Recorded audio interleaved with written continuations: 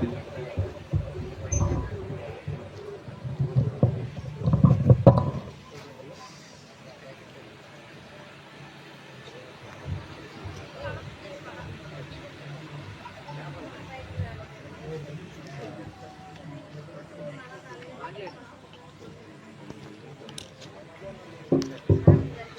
అన్న mic check. Hello, దయచేసి అందరు కళ్ళు మూసుకున్నట్లయితే ప్రార్థన చేస్తున్నాం.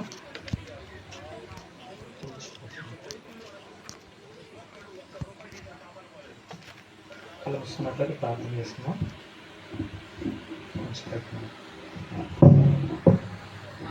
మమ్మల్ని మిక్కిలిగా ప్రేమించిన దేవా, అపారమైన కృపా ప్రేమ చేత మీ మాటలు వినడానికి మీరు ఇచ్చిన ఈ అవకాశాన్ని బట్టి మీకు ధన్యవాదాలు తెలియజేస్తూ, కుడి వచ్చిన పిల్లలందరినీ జ్ఞాపకం చేసుకోండి. వాళ్ళ హృదయాలలో మీ యొక్క విధులను నేర్పించి వాటి ప్రకారంగా ప్రతి ఒక్కరూ కూడా వాళ్ళ జీవితాలలో మీ గురించి దివ్యమైన మాటలు వినడానికి ఏర్పాటు చేసిన ఈ సభను బట్టి మేము సంతోషిస్తూ, ప్రతి ఒక్కళ్ళు కూడా మిమ్మల్ని సంతోషపెట్టే వాళ్ళగా మాటలు విన్న ప్రతి ఒక్కరిని కూడా మీకు ఇష్టలుగా బ్రతకగలటకు సహాయం తెచ్చామని మా ప్రభువును రక్షకుడైన క్రీస్తు వారి పేరిట ఈ ప్రార్థన సమర్పిస్తున్నాం. మమ్మల్ని కన్న తండ్రి, ఆమేన్.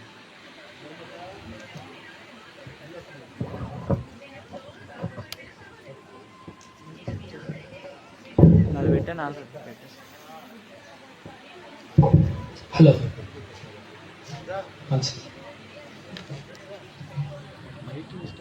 కూడి వచ్చిన ప్రియులైన దేవుని పిల్లలందరికీ మన ప్రభువు అయిన క్రీస్తు యేసు వారి పేరిట శుభాభివందనాలు తెలియజేస్తున్నాను. మరి కొద్ది నిమిషాలు దేవుని యొక్క దివ్యమైన మాటలు తెలియజేయాలని భావిస్తున్నాను. ఈరోజు మన అంశం భవిష్యత్తుకు బాల్యమే బంగారు బాట. భవిష్యత్తుకు బాల్యమే బంగారు బాట. చాలా విలువైన అంశాలు ముఖ్య వాక్యోపదేశకులు మనకు చెప్తారు. దానికి ముందు కొన్ని మాటలు నేను మీకు తెలియజేయాలనుకుంటున్నాను.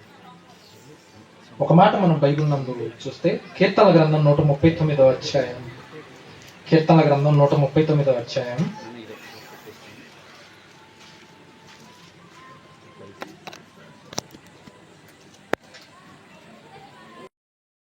మీ బైబిల్ తీసి చూస్తే కీర్తన గ్రంథం 139వ అధ్యాయం 16వ వచనం. నేను పిండమునై ఉండగా, దేవుడు ప్రతి మనిషిని కూడా పిండంగా ఉన్నప్పుడే చూస్తున్నాడంట. ప్రతి మనిషిని దేవుడు ఎప్పుడు చూడటం ప్రారంభిస్తున్నాడంటే, ప్రతి మనిషిని పిండ దశలోనే దేవుడు చూడటం ప్రారంభిస్తున్నాడు. తర్వాత నియమింపబడిన దినాలు, మనిషి ఇంకా పుట్ల భూమి మీద, ఆ మనిషికి ఇన్ని రోజులు నువ్వు బ్రతకాలని కొన్ని దినాలు అనేది ఆ మనిషికి ఇచ్చాడు, నియమించాడు.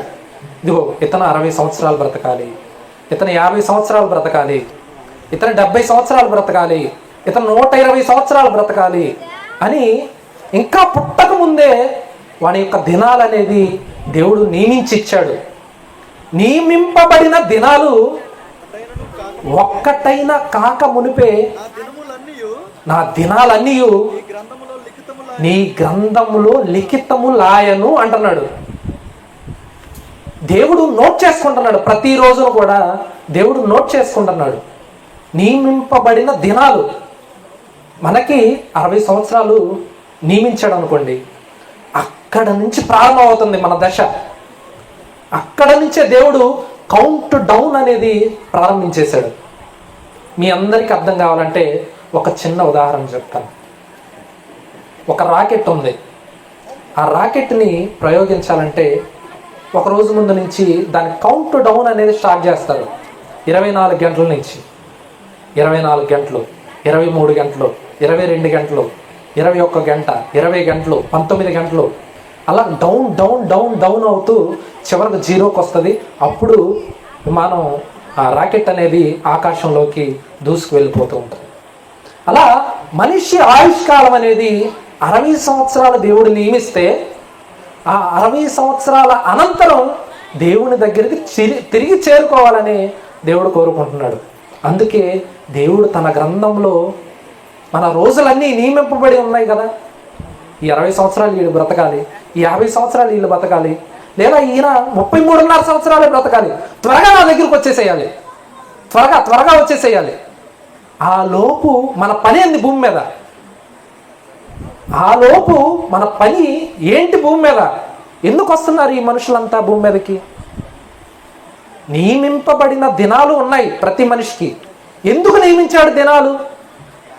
ప్రతి మనిషి కూడా దేవుడు ఎందుకు నియమించాడు దినాలు అని మనం చూస్తే, ఆయన తన మనస్సులో ఉన్న సంగతులు కొన్ని ప్రతి మనిషిని ఉద్దేశించి, ఇదిగో నిన్ను దీనికోసం నీకు ఆయుష్కాలం ఇచ్చాననేది ప్రతి మనిషి గురించి ఉద్దేశించి చెప్పాడు. ఆ మాట చూద్దాం ఈ సమయంలో. ఆ మాట చూసి మళ్ళీ ఇక్కడికి వద్దాం. ఎఫెసీయులకు రాసిన పత్రిక 1వ అధ్యాయం, ఎఫెసీయులకు రాసిన పత్రిక 1వ అధ్యాయం 4 నుంచి 6 వచనాలు. ఎఫెసీయులకు రాసిన పత్రిక 1వ అధ్యాయం 4 నుంచి 6 వచనాలు. ఎట్లనగా తన ప్రియుని యందు దేవుడు ఉచితంగా ఇచ్చాడంట. ఉచితంగా ఏం పెట్టి కొనుక్కోలే మనం, ఉచితంగా ఇచ్చాడంట. తర్వాత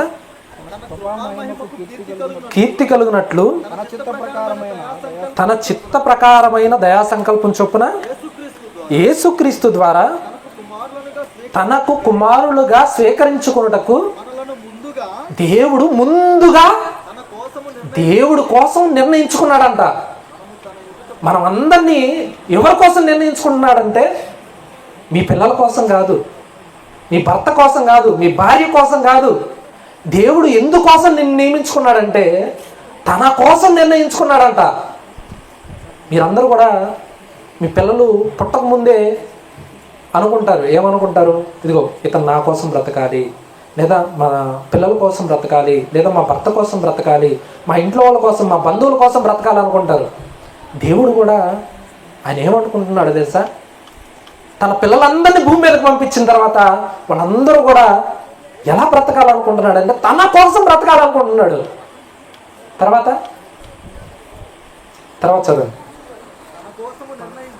దేవుడి కోసం నిర్ణయించుకొని మనం ఎలా ఉండాలని కోరుకున్నాడంటే పరిశుద్ధులుగా ఉండాలంట, పరిశుద్ధులుగా ఉండాలనుకుంటున్నాడు. తర్వాత నిర్దోషులుగా మనం అందరం ఉంటున్నామా? పరిశుద్ధులుగా నిర్దోషులుగా మనం అందరం ఉంటున్నామా? ఉండగలుగుతున్నామా? ఎంతో మంది బోధకులు ఎన్నో జ్ఞానయుక్తమైన సంగతులు చెప్పి ఇదిగో మీరు పరిశుద్ధంగా ఉండండిరా అని చెప్తుంటే ఎవరైనా ఈ మాటలు నేర్చుకుంటున్నారా? పరిశుద్ధతను కాపాడుకుంటున్నారా? నిర్దోషంగా ఉండగలుగుతున్నారా? దేవుని ఎదుట నిర్దోషంగా ఉండగలుగుతున్నారా? అబద్ధాలు ఆడకుండా ఉండగలుగుతున్నారా? దొంగతనం చేయకుండా ఉండగలుగుతున్నారా? వ్యభిచారం చేయకుండా ఉండగలుగుతున్నారా? లేదా పాపం చేయకుండా ఉండగలుగుతున్నారా? నిర్దోషంగా మనం బ్రతకాలనుకుంటున్నాడు. ఇవన్నీ కూడా దేవుడు ఎప్పుడు ఆలోచించాడో తెలుసా? ఒక తల్లి తన గర్భంలో బిడ్డ పడినప్పుడు ఆలోచించింది బిడ్డ గురించి, లేదా వాళ్ళు పుట్టినప్పుడు ఆలోచిస్తారు, లేదా ఒక 2 నెలలు 3 నెలలు లేదా 1 సంవత్సరం ముందు ఆలోచిస్తారు. దేవుడు ఎప్పటి నుంచి ఆలోచిస్తున్నాడు తెలుసా? పిల్లల గురించి, మనందరి గురించి, నీ గురించి, నా గురించి దేవుడు ఎప్పటి నుంచి ఆలోచిస్తున్నాడు తెలుసా? జగత్తు పుట్టక ముందు నుంచి అంట. ఎంత ఆశ్చర్యమో తెలుసా? జగత్తు ఎప్పుడు పుట్టిందో తెలుసా? ఉదాహరణకి మీకు రఫ్ క్యాలిక్యులేషన్ చెప్పాలంటే జగత్తు ఎప్పుడు పుట్టిందంటే సుమారు 1500 కోట్ల సంవత్సరాల క్రితమే ఈ జగత్ అనేది పుట్టింది అని సుమారు లెక్కలు చెప్పారు. సుమారుగా 1500 కోట్ల సంవత్సరాల నుంచి నీ గురించి, నా గురించి ఆలోచిస్తున్నాడు దేవుడు. మనం ఏమన్నా ఒక్క రాత్రి ఆలోచిస్తున్నావా దేవుడి గురించి? ఒక పూట లేదా ఒక క్షణం, ఒక గంట దేవుడి గురించి ఆలోచిస్తున్నావా? అందరూ కూడా మీ ఆత్మలో విమర్శ చేసుకోండి, మీ మనస్సాక్షిని. దేవుని గురించి ఎంతసేపు మనం ఆలోచించగలుగుతున్నాం? వచ్చాం కొంతసేపు దేవుని మాటలు వింటాం, మరలా వెళ్తాం, నైట్ అంతా కూర్చొని ఈ మాటలు ఆలోచిస్తారా? అస్సలు అబ్బే, ఎన్ని చెప్పినా ఆడికి వెళ్ళంగానే ఇక్కడ ఉండంగానే కూర ఏమి వండారని ఆలోచిస్తారు, ఇంట్లో వాళ్ళు ఏం చేస్తున్నారని ఆలోచిస్తారు, ఎప్పుడు వెళ్ళాలా అని ఆలోచిస్తారు, కొంతమంది ఇప్పుడు వర్షం పడితే ఏందని ఆలోచిస్తారు. దేవుడు కోట్ల సంవత్సరాల నుంచి నీ గురించి, నా గురించి ఆలోచిస్తున్నాడు. నువ్వు ఇలా బ్రతకాలి, ఇలా వెళ్ళాలి భూమి మీదకి, నీ కోసం దినాలని నియమించాడు. అక్కడ నుంచి గ్రంథంలో కౌంట్ డౌన్ అనేది ప్రారంభమైంది. నీది, నాది, 60 సంవత్సరాలు అనుకుంటే ఇదిగో 59 సంవత్సరాలకే వచ్చావు, 50కే వచ్చావు, 40కే వచ్చావు, 30కే వచ్చావు, 20 ఉన్నాయి ఇంకా. ఇంకో 10 సంవత్సరాలు నువ్వు చచ్చిపోతావు, ఇంకో 5 సంవత్సరాలే నువ్వు బ్రతుకుతావు, ఇదిగో ఇంకో 2 సంవత్సరాలే బ్రతుకుతావు, అయిపోయింది నీ కాలం అంటే ఏం చెప్తావు దేవుడికి లెక్క? ఏం చెప్పగలవు దేవుడికి లెక్క? ఏం చేసావని? దేవుడు ఇంకా దేనికోసం నిన్ను పంపించాడు చూస్తే ఎఫెసీయులకు రాసిన పత్రిక 2వ అధ్యాయం 10వ వచనం, త్వరగా ముగించుకుందాం. ఎఫెసీయులకు రాసిన పత్రిక 2వ అధ్యాయం 10వ వచనం. ప్రతి మనిషిని దేవుడు ఉద్దేశించి చెప్తూ, మరియు నువ్వు నేను వేటి యందు నడుచుకోవాలో చెప్తున్నాడు. దేవుడు ముందుగా మనందరికీ కొన్ని సత్క్రియలు అనేది సిద్ధపరిచాడంట. ప్రతి మనిషి కూడా సిద్ధపరిచాడు. బాల్యంలో ఇంకా పుట్టక ముందే పిండంగా ఉన్నప్పుడే నువ్వేం చేయాలనేది నియమింపబడిన దినాలు ఇంకా పూర్తవక ముందే గ్రంథంలో రాసుకుంటున్నాడు. ఇదిగో ఎలా బ్రతకాలి వీడు, ఎలా బ్రతకాలి ఏమా, ఇదిగో నాకు ఇష్టలుగా భూమి మీద బ్రతకాలా, ఇదిగో నాకు నచ్చిన దానిగా బ్రతకాలా, నన్ను ప్రేమించేదిగా బ్రతకాలా, నా గురించి ఆలోచించేదిగా బ్రతకాలా, దివారాత్రులు నా గురించి ధ్యానించే ఒక దావీదులా నువ్వు ఉండాలని దేవుడు నువ్వు పుట్టక ముందు నుంచే కోరుకున్నాడు. మరి నువ్వు పుట్టిన తర్వాత, ఈ మాటలు విన్న తర్వాత, దేవుని గురించి తెలుసుకున్న తర్వాత బ్రతకగలుగుతున్నావా దేవుని గురించి? బాల్య దినాలు అయిపోయింది, యవ్వన వయసు అయిపోయింది, మధ్య వయసుకు వచ్చేసారు, వృద్ధాప్యం కూడా వెళ్ళిపోతున్నారు, ఆయుష్ అనేది తగ్గిపోతా ఉంది. జీవితంలో మార్పు ఏమన్నా కనపడుతుందా? ఆయుష్ కాలం దిగిపోతున్న, కౌంట్ డౌన్ అయిపోయేది కొద్దీ భయం ఏమన్నా ఏర్పడుతుందా? ఇదిగో దేవుడి దగ్గరికి వెళ్ళిపోవాలి, దేవుడు సిద్ధపరిచిన సక్రియం త్వరగా చేయాలి అనే తపన ఏమన్నా మీ హృదయంలో కలుగుతుందా? మీకు ఆలోచన ఏమన్నా వస్తుందా? రాత్రి నిద్రపోయేటప్పుడు ఒరే నేను దేవుని కోసం ఇంతకాలం ఏమి చేశాను, ఏమి దేవుని కోసం బ్రతకగలిగాను, ఎక్కడి నుంచైనా నా వయసులో, నా మధ్య వయసులో, నా ఆయుష్కాలంలో ఉన్న ఈ పనులు త్వరగా ముగించాలని ఎవరన్నా ఆలోచిస్తున్నారా? ఒక్క వ్యక్తి ఆలోచించాడండి. తన ఆయుష్కాలంలో ఒక వ్యక్తి ఆలోచించాడు, చాలా ఆలోచించాడు. ఉన్న ఆయుష్కాలంలో దేవుడు నియమింపబడిన దినాలు దేనికోసం అనేది గ్రహించి 40 సంవత్సరాలు ఐగుప్తీయుల సకల విద్యలు కూడా నేర్చుకున్నాడు. 40 సంవత్సరాలు నేర్చుకున్నాడు. 40 సంవత్సరాల తర్వాత తన మామ పిల్లలతో కుటుంబంతో గడిపాడు 40 సంవత్సరాలు. అంటే 80 సంవత్సరాల ఆయుష్ అనేది డౌన్ అయిపోయింది. దేవుడు ఆయనకి ఇచ్చిన ఆయుష్కాలం 120. 80 సంవత్సరాల ఆయుష్కాలం ఆల్రెడీ అయిపోయింది.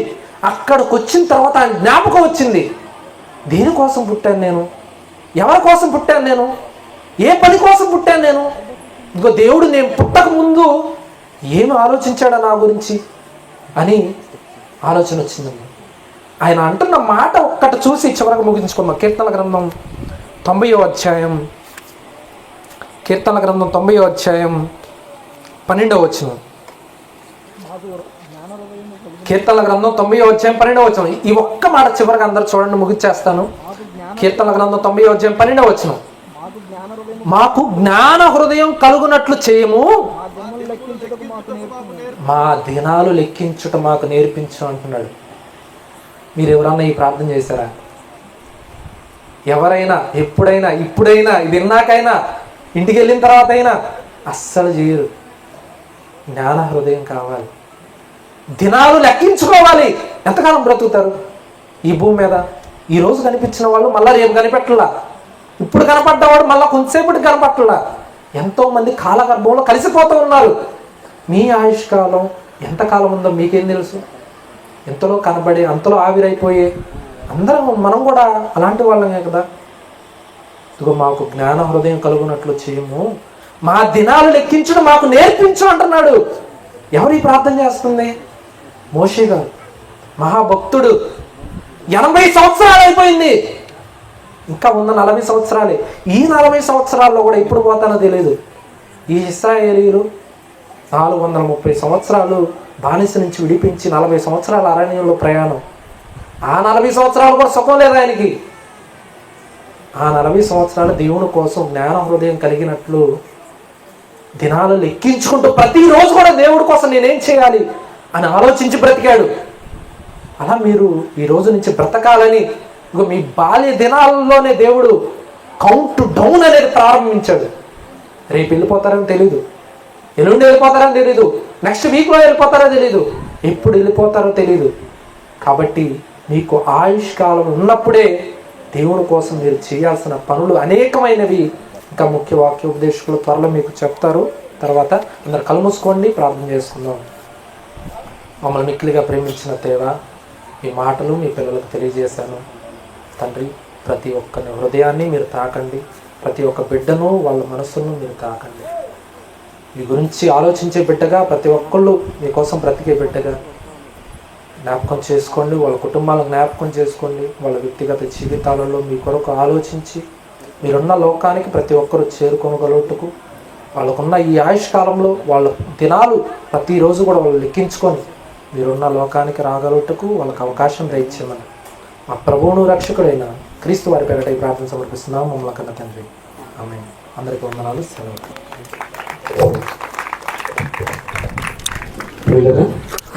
కదండి, ప్రతి మనిషిని ఈ భూమి మీదకు పంపకముందే తల్లి గర్భంలో పిండములో ఉన్నప్పుడే దేవుడు ఆయుష్కాలాన్ని నిర్ణయిస్తాడు.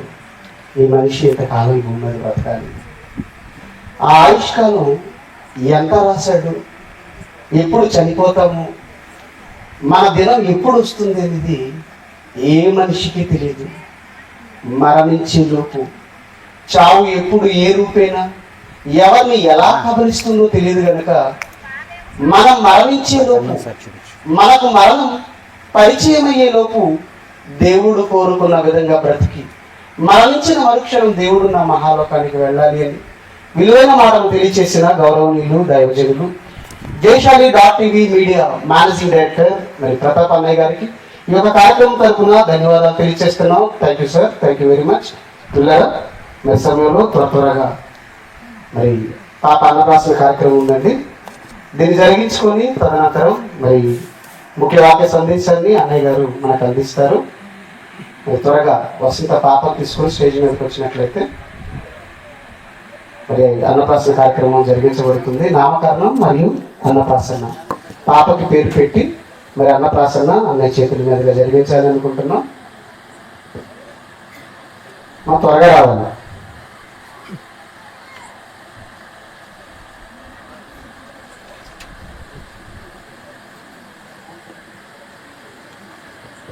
పిల్లరా మరి సమయంలో కొంతమంది దైవ సేవకులు మన మధ్యలో ఉన్నారు. గౌరవనీయులు దైవజనులు కె యాకోబు గారు, కోఆర్డినేటర్ పొదిని, వారిని ప్రేమతో వేదిక మీదకు ఆహ్వానిస్తున్నాం. Please sir. పిల్లరా ఇంకా ఎవరైనా దైవ సేవకులు ఈ సభా ప్రాంగణంలో ఉన్నట్లయితే మరి దయచేసి మా ఆహ్వానాన్ని మన్నించి మరి వేదికను అలంకరించవలసిందిగా మరొకసారి ప్రేమతో మీకు ఆహ్వానం పలుకుతున్నాను. అబ్బా కూలింగ్ వద్దండి బాబు, అసలు ఒకసారి రెడీగా ఉన్నారని చూడు. కారు వెళ్ళిపోయిందట. వస్తున్నారా, లేట్ ఉందా?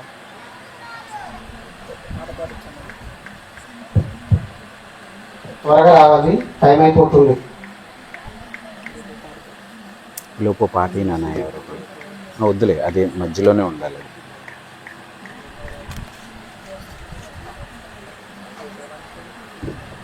అమ్మా ఇదిగో మా వెనక వస్తున్న వారికి కొంచెం ఇబ్బందిగా ఉంటుంది, ప్లేస్ లేదనుకుంటా. దయచేసి కూర్చున్న వారు కొంచెం ముందుకు సర్దుకోండి. పిల్లలు ఎవరైనా ఉంటే దయచేసి ముందుకు రండి, ఇక్కడంతా ఖాళీ ఉంది. మా వెనక ప్లేస్ లేకపోతే ఎవరైనా ముందుకు రావచ్చు, ముందు చాలా ఖాళీ ఉంది.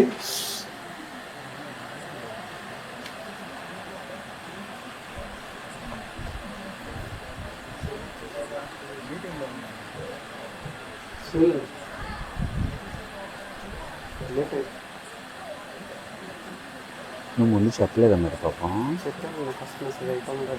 వచ్చేది నాన్న, మైక్ స్టాండ్ కింద పెట్టండి అమ్మా. అమ్మ వద్దు, నువ్వు అలా కుర్చీ వెనక్కి జరిపేస్తాను, వాళ్ళు ఎలా నిలబడతారు.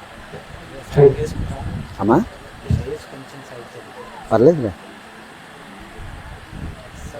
స్పేస్ అది అయిపోయిన తర్వాత తీసుకుంటారులే కొంచెం. నిద్రపోతుంది పాప. మరి ఈ సమయంలో పాపకు నామకరణం చేసి మరి అన్నప్రాసన జరిగించవలసిందిగా కోరుతూ ఈ సమయాన్ని మన మధ్యలో ఉన్నటువంటి గౌరవనీయులు దైవజనులు ఏ జాన్ ప్రసాద్ గారు additional deputy director of BOUI వారికి ప్రేమతో ఈ యొక్క సమయాన్ని అర్పిస్తున్నాం. మంచిది ప్రియమైన దేవుని పిల్లలారా, తమ్ముడు మహేష్ను అలాగే సోదరిమణిని ప్రేమించి దేవుడు వారికి ఇచ్చినటువంటి గర్భఫలానికి కుమార్తెను వారికి బహుకరించారు. ఆ కుమార్తెకు మనందరి సమక్షంలో ఈరోజు నామకరణం చేయటం జరుగుతుంది. ఆ బిడ్డకు తల్లిదండ్రులు ఎంపిక చేసుకున్నటువంటి పేరు శ్రేష్ఠ లేఖన అనే నామకరణాన్ని బిడ్డకు చేస్తున్నాం. శ్రేష్ఠ లేఖన అనే నామాన్ని బిడ్డకి మరి ఈరోజు పెట్టడం జరుగుతుంది కనుక మీరందరూ కూడా శ్రేష్ఠ లేఖన కోసం మీ అనుదిన ప్రార్థనలో జ్ఞాపకం చేసుకోవాల్సిందిగా కోరుతూ చిన్న ప్రార్థన చేసి బిడ్డకు అన్నప్రాసన్న కార్యక్రమాన్ని కూడా చేద్దాం. మమ్మల్ని మిక్కిలిగా ప్రేమించిన మా ప్రియ పరలోకపు తండ్రి, మీ ఘనమైన ఉన్నతమైన అతి శ్రేష్టమైన నామాన్ని బట్టి వందనాలు. తమ్ముడు మహేష్ను బట్టి చెల్లిని బట్టి మీకు ఎన్నో వందనములు స్తోత్రములు తెలియజేస్తున్నాం. వారిరువురిని జీవిత పాలిభాగస్తులుగా చేసి తండ్రి వారి దాంపత్య జీవితాన్ని మీరు ఫలింపచేసి ఆశీర్వదింపచేసి మీరు కోరుకున్నటువంటి మంచి గర్భఫలాన్ని కుమార్తెని శ్రేష్ఠ లేఖనాన్ని వారికి అనుగ్రహించిన దానికే మీకు ఎన్నో వందనములు స్తోత్రములు తెలియచేస్తూ ఈరోజు ఆ బిడ్డకు శ్రేష్ఠ లేఖన అనే నామకరణం దైవజనులు సంఘము ఆత్మీయులు బంధువుల సమక్షంలో ఆమెకు నామం పెట్టి ఉంటుండగా ఆ పేరుకు తగ్గట్టుగా ఆమె బ్రతుకు వర్ధిల్లుటకు తండ్రి ముందుకు కొనసాగుటకు మీ కృపను మీ ఆత్మ సహాయమును చిన్నబిడ్డకు అనుగ్రహించమని ఇదిగో మరి నేటి నుండి మరి బలమైన ఆహారం ఆ బిడ్డ తండ్రి మరి భుజించుచుండగా సహాయం చేయమని శక్తిని బలమును ఆరోగ్యమును సమస్త విధములుగా మీ క్షేమమును బిడ్డకు అనుగ్రహించి దినదినాభివృద్ధి బిడ్డకు దయచేసి మీరే ఆరోగ్యవంతురాలుగా బిడ్డను ముందుకు కొనసాగింప చేయమని కోరుతూ మమ్మల్ని అందరినీ మీ చేతులకు అప్పగిస్తూ యేసువారి అతి శ్రేష్టమైన నామాన్ని ప్రార్థన అడుగుచున్నాము తండ్రి, ఆమేన్. ఓకే, వేడిగా ఉంది ఇది. అయ్యో మైక్ ఎందుకు? హలో శ్రేష్ఠ లేఖన. అయ్యయ్యే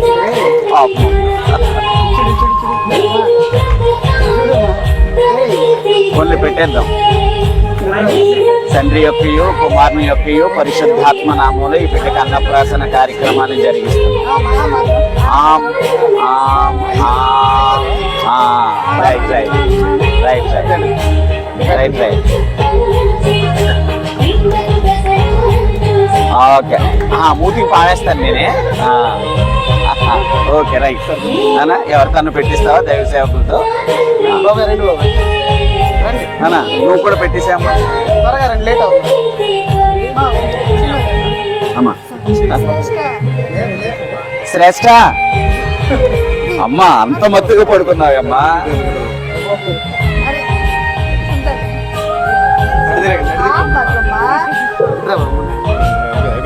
ఇది ఆగలేదు చూడండి.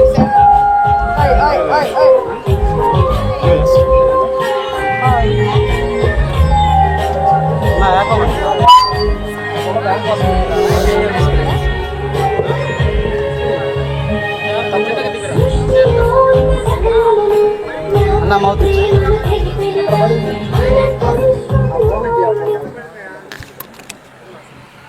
బాగా అన్న మౌత్.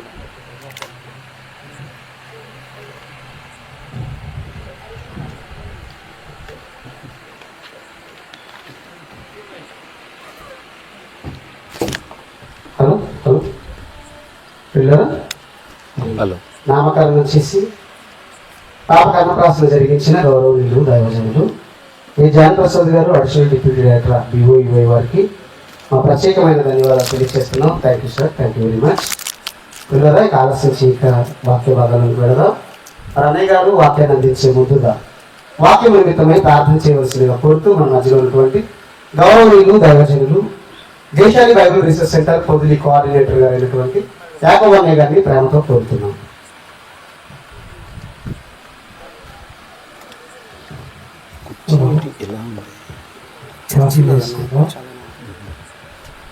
మహోన్నతుడైన మా తండ్రి, మీ ఘనమైన నామానికి అందరం చెల్లిస్తున్నాం.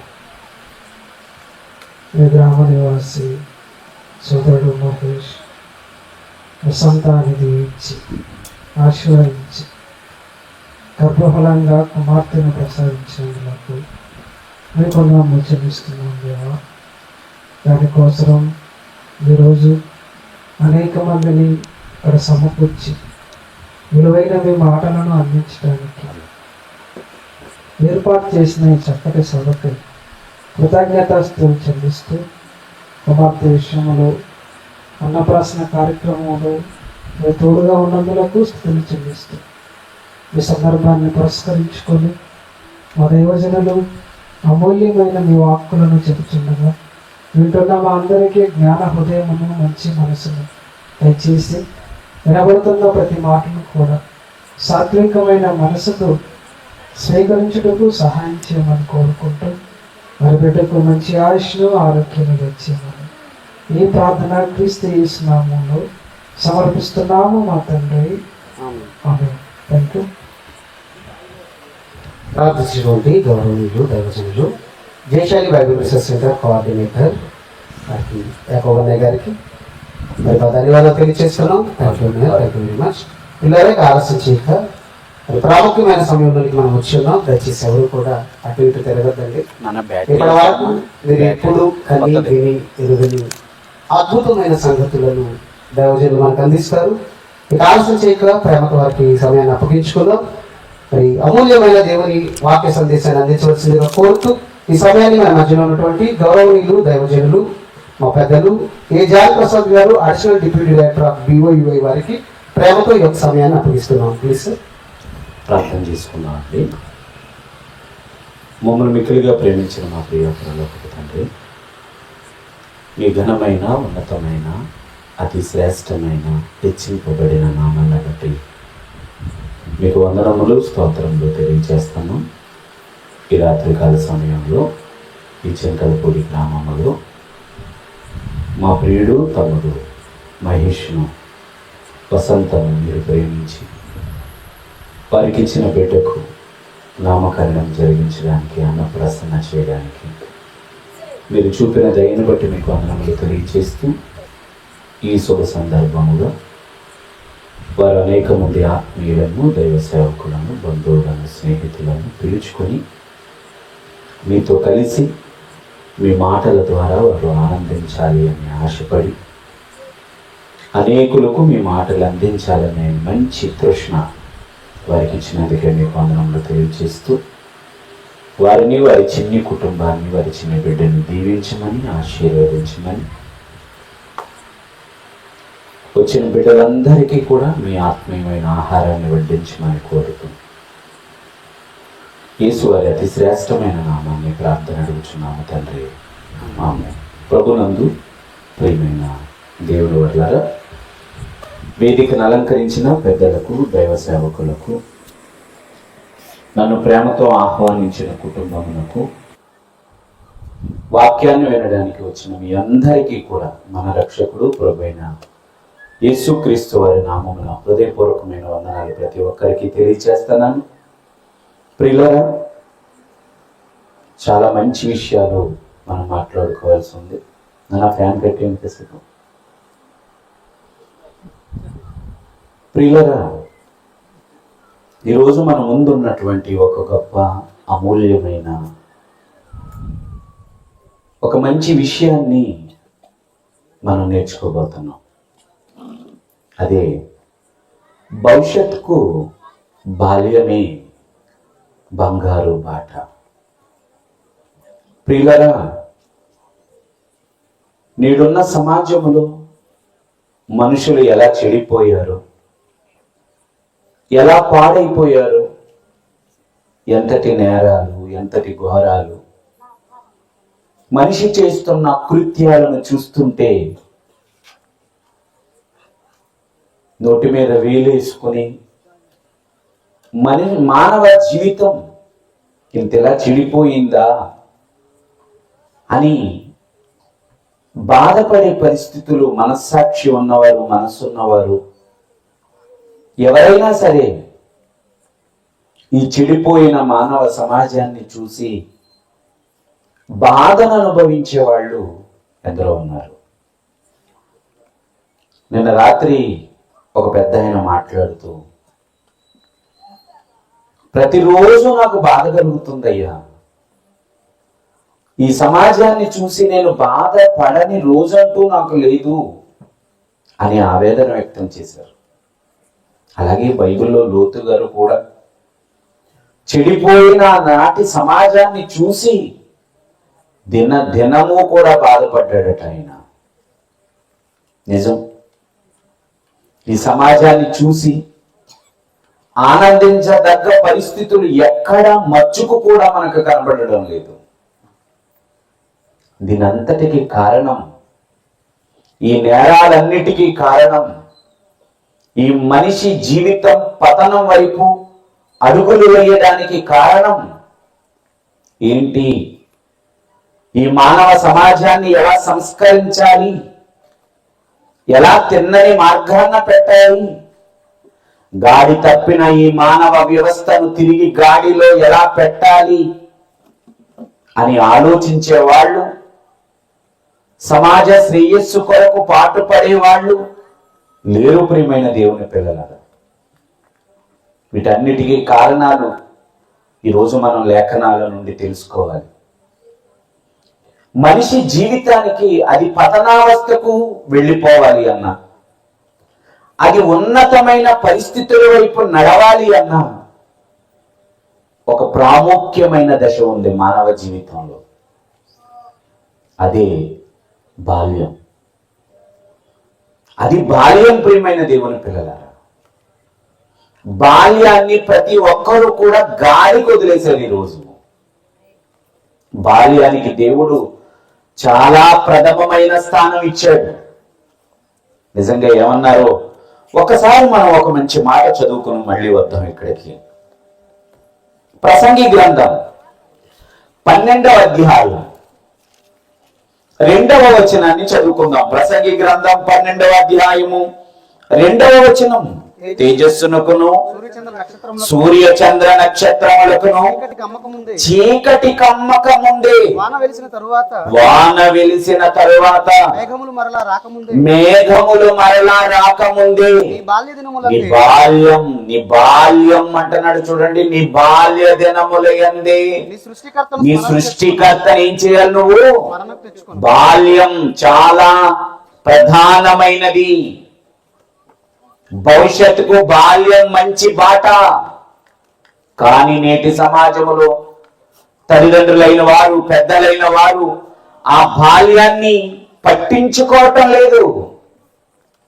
ఆ బాల్యములో మాట్లాడే మాటలు, ఆ బాల్యములో చేసే అల్లరి, ఆ బాల్యములో ఉన్న పరిస్థితులన్నీ కూడా ఆనందంగా మార్చుకున్నారు సమాజంలో. అవునా? అందుకే అంటారన్నమాట, తాత వచ్చాడు తన్ను. ఎవరినే? ఇప్పుడు తాతను తన్నాడు, రేపొద్దున్న నిన్ను తంతాడు. మామని ఏమని తిట్టావమ్మా ఇందాక? మామని ఏమని తిట్టావు? తిట్టు అంటున్నావా? ఆడు ముద్దుగా పలుకుతున్న మాటలన్నీ, వాడు ముద్దుగా తిడుతున్న తిట్లన్నీ మనకి ఎలా అనిపించాయి? ఆ వీడియోలు తీసి యూట్యూబ్లో అప్లోడ్ చేసే మహాతల్లులు, మహానుభావులు కూడా ఉన్నారు. అంటే తిట్టడం చాలా ముద్దుగా అనిపిస్తుంది కదా. కానీ దేవుడు ఏమంటున్నాడో తెలుసండి, బాల్యం విషయంలో జాగ్రత్త పడండి.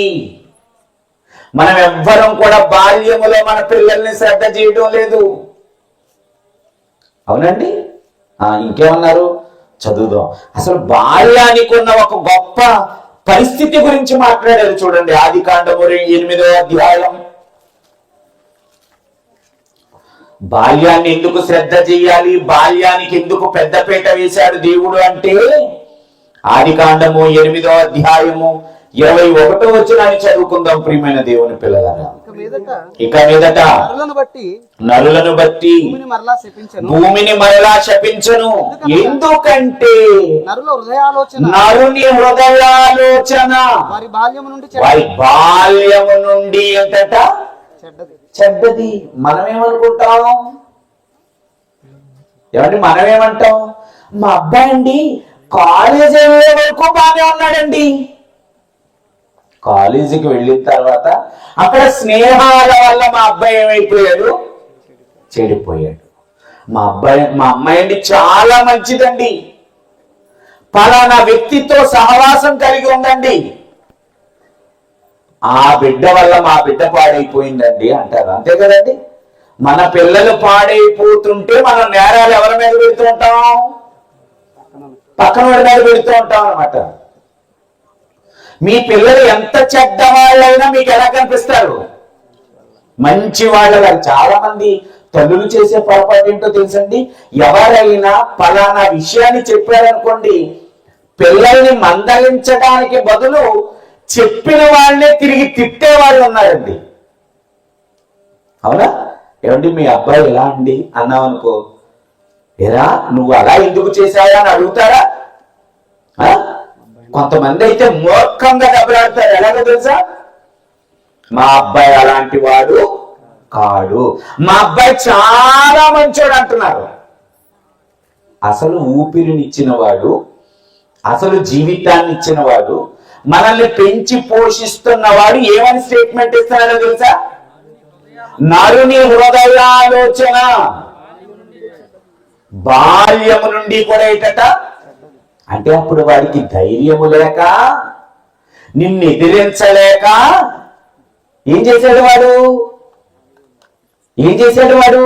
నీకు లోపడి ఉన్నాడు. ఆ లోపల అనుకుంటా ఉంటాడు అనమాట, నీ సంగతి చెప్తాను చూడు, నీ సంగతి చూస్తాను చూడు అనుకుంటాడట. ఇప్పుడు బాల్యంలో అది మనకు అర్థం కావడం లేదు. మనమేమో మన బిడ్డల్ని వెనకేసుకొస్తున్నాం.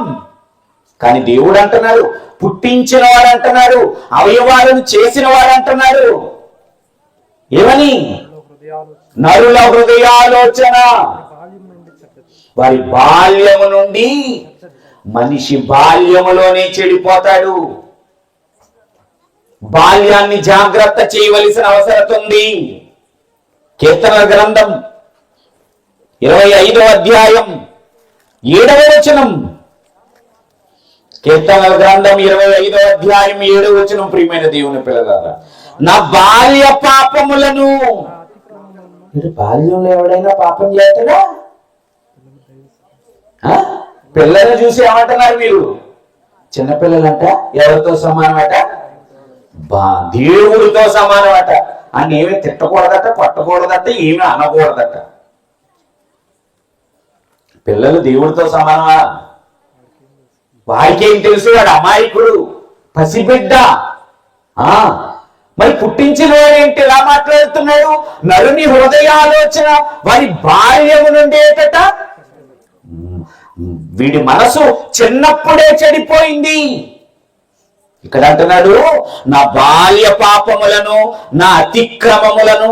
అంటే అతిక్రమము, పాపములు ఇవన్నీ కూడా ఎప్పటి నుంచి గూడు కట్టుకుంటున్నాయి? బాల్యములో. బాల్యాన్ని జాగ్రత్త చేయాలి. బాల్యాన్ని దేవుడి వైపు అడుగులు వేయించాలి. బాల్య జీవితాన్ని పటిష్టం చేయాలి. బాల్య జీవితాన్ని వాక్యం వైపు నడిపించాలి. ఎందుకు? ఇర్మియా గ్రంథం 3వ అధ్యాయం, ఇర్మియా గ్రంథము 3వ అధ్యాయము 25వ వచనం. సిగ్గునందిన వారమై సాగిలపడుదుము రండి, మనము కనబడకుండా అవమానము మనలను మరుగు చేయునుగాక. మన దేవుడైన యెహోవా మాట వినక మనమును మన పితరులను మన బాల్యము నుండి నేటి వరకు మన దేవుడైన యెహోవాకు విరోధముగా పాపము చేసితిమి. ఎప్పటి నుంచట? బాల్యము నుండి నేటి వరకు దేవుని మాట వినని తత్వం, దేవునికి లోబడని తత్వం, భక్తి లేని జీవితాన్ని గడపడం, ఇదంతా ఎప్పటి నుంచి అలవాటట? బాల్యము నుండి అలవాటు.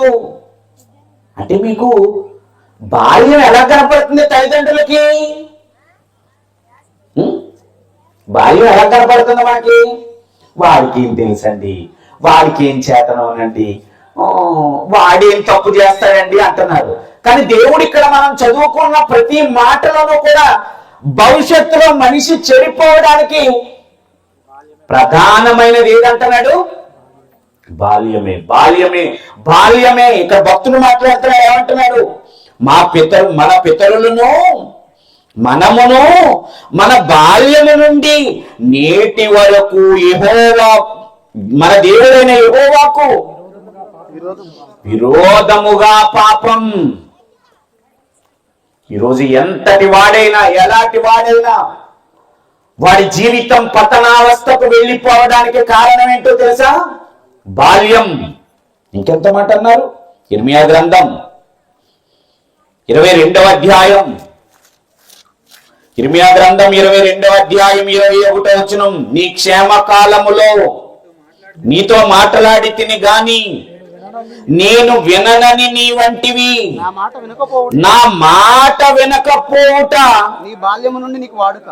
బాల్యము నుండి ఏమైపోయిందట?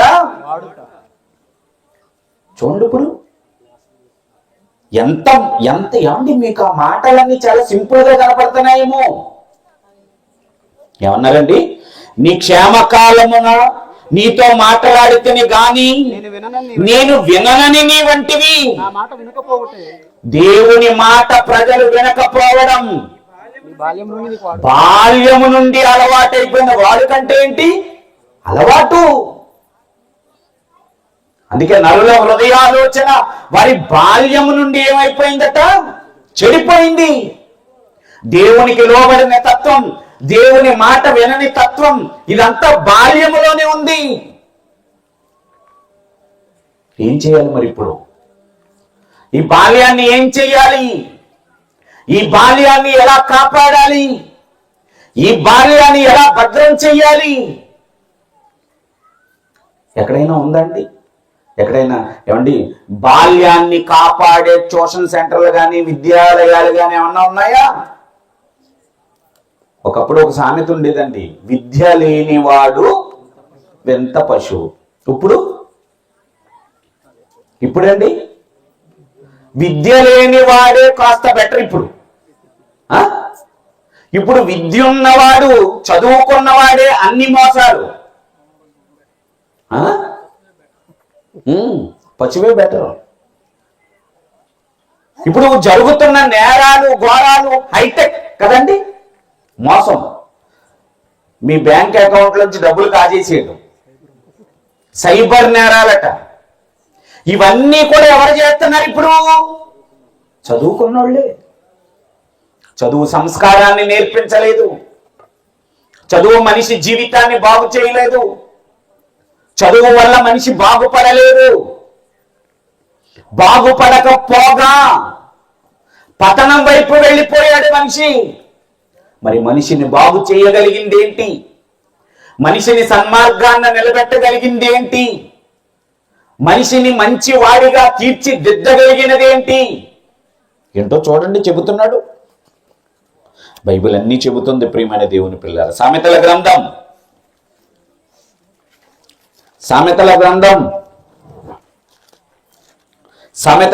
22వ అధ్యాయం 6వ వచనం, ప్రియమైన దేవుని పిల్లలారా, బాలుడు నడవవలసిన త్రోవ వానికి నేర్పండి. ఏం చేయాలి? బాల్యాన్ని ఎవరు గాలి కుదిరేయకండి. మరి బాల్యంలో ఏం చేస్తున్నారు? అందరూ కూడానండి మూడు చక్రాలతో ఉండి బండి కొంటారు. ఎవరికి? పిల్లలకి. ఏమి నేర్పడానికి? నడక. ఏమండి, ఏ పిల్లవాడికి కూడా మీరు నడక నేర్పవలసిన అవసరత లేదు. వాడి కాళ్ళల్లో సత్తు ఉంటే వాడు ఏం చేస్తాడో తెలుసా?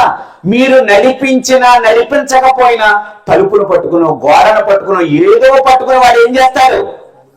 అడుగులు వేసేస్తాడు. మిమ్మల్ని దేవుడు అడుగులు నేర్పమని చెప్పలేదు. మీకేం చెప్పాడు? ఏమి నేర్పించమన్నాడు? బాలుడు నడువవలసిన త్రోవ వాడికి నేర్పించండి. వాడు వెళ్ళవలసిన మార్గం, వాడు ఎలా ప్రవర్తించాలి, వాడు ఎలా బ్రతకాలి, వాడు ఎలా నడుచుకోవాలి, ఏది దేవుడు, ఏది దెయ్యం, ఏది మంచి, ఏది చెడు, ఇవన్నీ కూడా ఎప్పుడు నేర్పించాలట? బాల్యములోనట. అప్పుడప్పుడు ముసలోళ్ళు ఉంటారు కదండి, తాతగారు ఏం చేస్తున్నారు అంటారు. ఏముంది బాబు, ఏం చేయటం ఏముంది బాబు, ఇంకా కాటికి కాళ్ళారు చెప్పుకున్నాను కదా, ఇంకా దేవుడు దేవుడు అనుకుంటున్నాను బాబు, దేవుడు తప్ప ఇంకేమి. ఎప్పుడు వీడికి దేవుడు ఎప్పుడట? కాటికి కాళ్ళారు చెప్పుకున్నప్పుడా? అంతేనా? నిజం కదా? ఇలాంటి యవనస్తులందరినీ కూడా ఇప్పుడు సమాజం కూడా తిట్టుకుంటూ ఉంటుంది చాలా మందిని. ఒరే, చక్కగా మంచి ఉద్యోగం చేసుకుని 4 రాళ్ళు వెనకేసుకోకుండా ఏంట్రా నువ్వు ఎవరు వెనకాల పడుతున్నావు? దేవుడు దేవుడు అని తిరుగుతావు ఏంట్రా అంటారా చాలా మంది. బైబిల్ ఏమన్నా భోజనం పెట్టిద్దా? కూడెడతాదా? చక్కగా ఉద్యోగం చేసుకోవాలి, 4 డబ్బులు సంపాదించాలి, పిల్లలకి మంచి భవిష్యత్తుని ఏర్పాటు చేయాలి, కూడగట్టుకోవాలి. 4 రాళ్ళు ఏం చేయాలంటే వెనకేసుకోవాలా? 4 రాళ్ళు సంగతి ఏముందో కానీ కిడ్నీల్లో మాత్రం రాళ్ళు ఉంటున్నాయి అందరికి. ఇది కాదు. నీ బాల్య దినములు అంటే నీ సృష్టికర్తను ఏం చేయాలి? నువ్వు స్మరణకు తెచ్చుకోవాలి. బాలుడు నడువవలసిన త్రోవ వాడికి నేర్పించండి. భక్తిని బాల్యములోనే నేర్పించండి. దేవుడంటే భయం బాల్యములో నేర్పించండి. దేవుని కొరకు బ్రతకాలని బాల్యములో నేర్పించండి. పాపానికి దూరంగా ఉండాలని బాల్యములో నేర్పించండి. ఎదుటి వాడిని మోసం చేయకూడదని బాల్యములో నేర్పించండి. అవి ఏమన్నా చెప్తావా? ఈయనే చిన్నపిల్లడు అనుకుందాం, ఈయనే నా కొడుకు అనుకుందాం కాసేపు. ఒరే, వ్యభిచరించకూడదురా అని ఇప్పుడు చిన్నప్పుడు చెప్తాను అనుకో, మా ఆవిడ వస్తుంది ఇప్పుడు, ఊరుకోండి ఆడితోటి ఏం మాట్లాడుతున్నారు, అబద్ధ శుభం తెలియని వాడితోటి వ్యభిచరించకూడదు అంటారు ఏంటండి? అర్థమవుతుందా మీకు? భక్తిని చిన్నపిల్లలతో మాట్లాడడం ఇష్టం లేదు. ప్రార్థన వాడికి బాల్యములో నేర్పించాలి.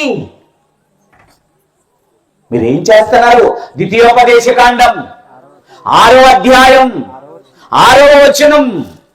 ద్వితీయోపదేశకాండం 6వ అధ్యాయం 6వ వచనం. ప్రియమైన దేవుని పిల్లలారా, నేడు నేను నీకు ఆజ్ఞాపించిన ఈ సంగతులు మొదట నీ హృదయములో ఉండవలెను. నీవు వాటిని నీ కుమారులకు అభ్యసింప చేయాలట. అభ్యాసం అంటే ఏంటి? వాడికి వచ్చేయాలి. చెప్పమనడం లేదు, వాడికి నేర్పించేయండి. నీవు నీ కుమారులకు వాటిని అభ్యసింప చేయవలెను. అయ్యి బాబు, నీ ఎంట కూర్చున్నప్పుడు, త్రోవని నడిచేటప్పుడు, పండుకొన్నప్పుడు, లేచినప్పుడు వాటిని గూర్చే మాట్లాడాలి. వాటిని గూర్చే మాట్లాడాలి. వాడు ఎందుకు పుట్టాడో దాని గురించి మాట్లాడాలి. వాడు ఎందుకు బ్రతకాలో దాని గురించి మాట్లాడాలి. వాడు 60-70 సంవత్సరాల కాలంలో ఏమేమి పనులు చేసి భూమిని విడిచిపెట్టాలో అవన్నీ వాడికి ఎప్పుడు చెప్పాలి? బాల్యములో చెప్పాలి. చెబుతున్నామా? చాలా మంది తల్లులు ఎలాంటోళ్ళో తెలుసా? ఆదివారం అంటే వీళ్ళు గుడికి వెళ్తారట. ఎవరు? వీళ్ళు వెళ్ళి, అరే చిన్నోడా, నువ్వు నాన్న వస్తాడు, ఇప్పుడు నాన్న వచ్చేంత వరకు నువ్వు ఇంటికి ఏం చేయి, కాపలాగా ఉండు, ఇదిగో టీవీ పెట్టుకో. ఏం చేయాలి? టీవీ పెట్టుకోవాలా? నువ్వేం చేస్తావా? గుడికి వెళ్తావా? నువ్వు టీవీ పెట్టుకో, నాన్న వస్తే అన్నీ అక్కడ పెట్టానని చెప్పు, నేను ఎక్కడికి వెళ్ళి వస్తాను? చర్చికి వెళ్ళి వస్తానంటది. వీడికి ఇలా అలవాటు అయిపోయింది. వీడు పెద్దోడు అవుతాడు.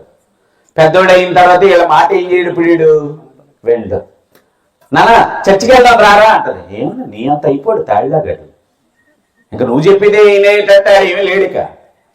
నువ్వు రారా అంటే ఆడేమంటాడు తెలుసా, నువ్వు పోయి నా ఫ్రెండ్స్ వస్తున్నారు ఇప్పుడు, వాళ్ళతో కలిసి నేను ఎక్కడికి వెళ్ళాలి ఇప్పుడు. నువ్వు వెళుతున్నప్పుడు ఇదిగో ఎంతమంది తల్లులు ఉన్నారు కదా, ఎంతమంది తల్లుల్లో ఎంతమంది పిల్లలు మీ కూడా వచ్చారు, ఎంతమంది పిల్లల్ని మీరు శ్రద్ధ వహించి తీసుకుని వచ్చారు, ఏరి వాళ్ళంతా. అంటే మనం వాళ్ళందరినీ ఏం చేసాం, చదువు పేరు చెప్పి, ఉద్యోగం పేరు చెప్పి, ఏమంటే ఎగ్జామ్స్ పేరు చెప్పి, అవునా కదా. మాట్లాడతలేదు, మిమ్మల్ని అంటే మాట్లాడరు మీరు, మిమ్మల్ని అనకూడదు అసలు. ఏరండి మన పిల్లలేరి, మన పిల్లల్ని మనం వాక్యంలో ఎలా పెంచగలుగుతున్నాం? అదే చెబుతున్నాడు మనం చదువుకున్న మాటలో, ఏమని, బాలుడు నడవవలసిన త్రోవ వాడికి నేర్పించండి, పెద్దవాడైనప్పుడు దాని నుండి వాడు ఏం చేయడు.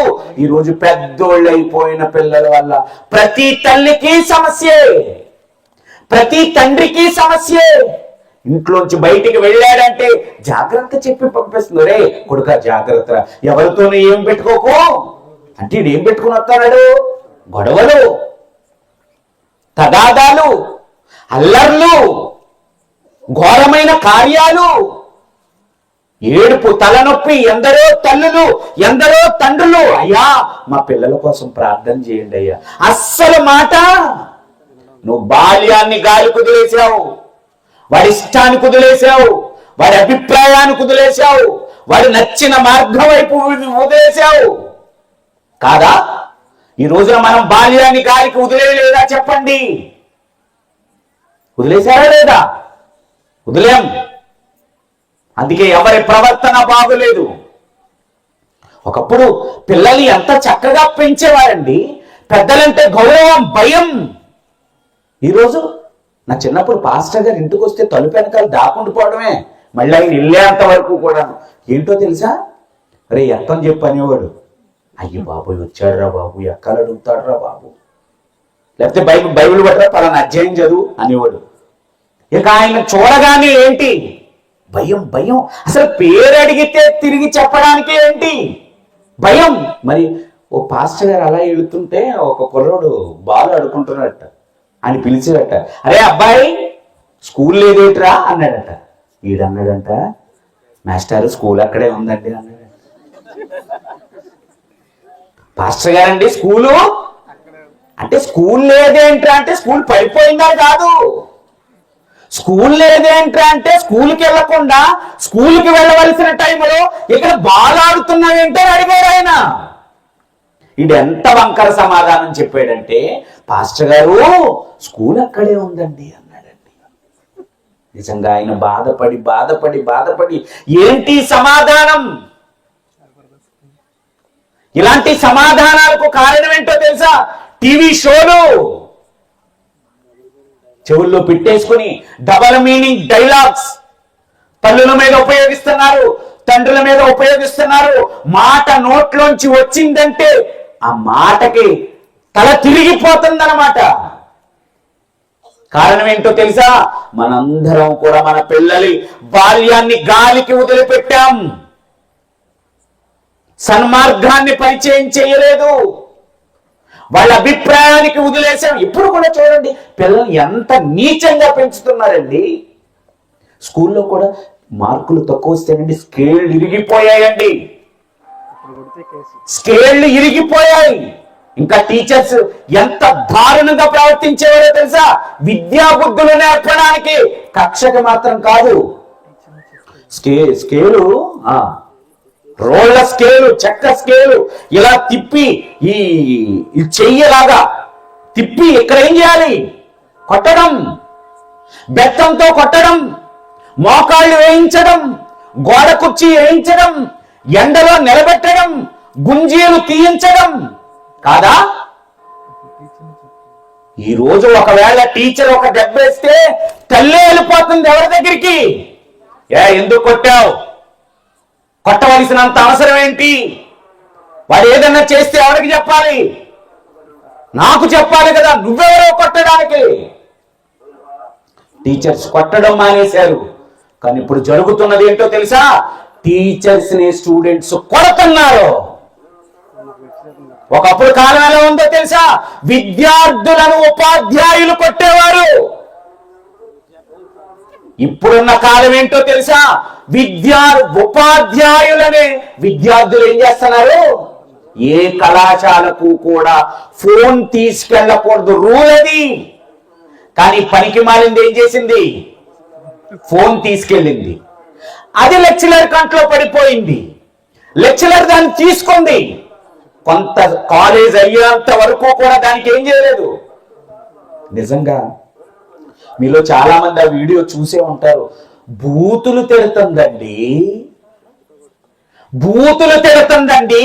అంత మాత్రమే కాదు, కాలుకున్న చెప్పు తీసి కొట్టింది టీచర్ని. ఏంటి దౌర్భాగ్యకరమైన స్థితి ఇది! మెరుగైన సమాజమా?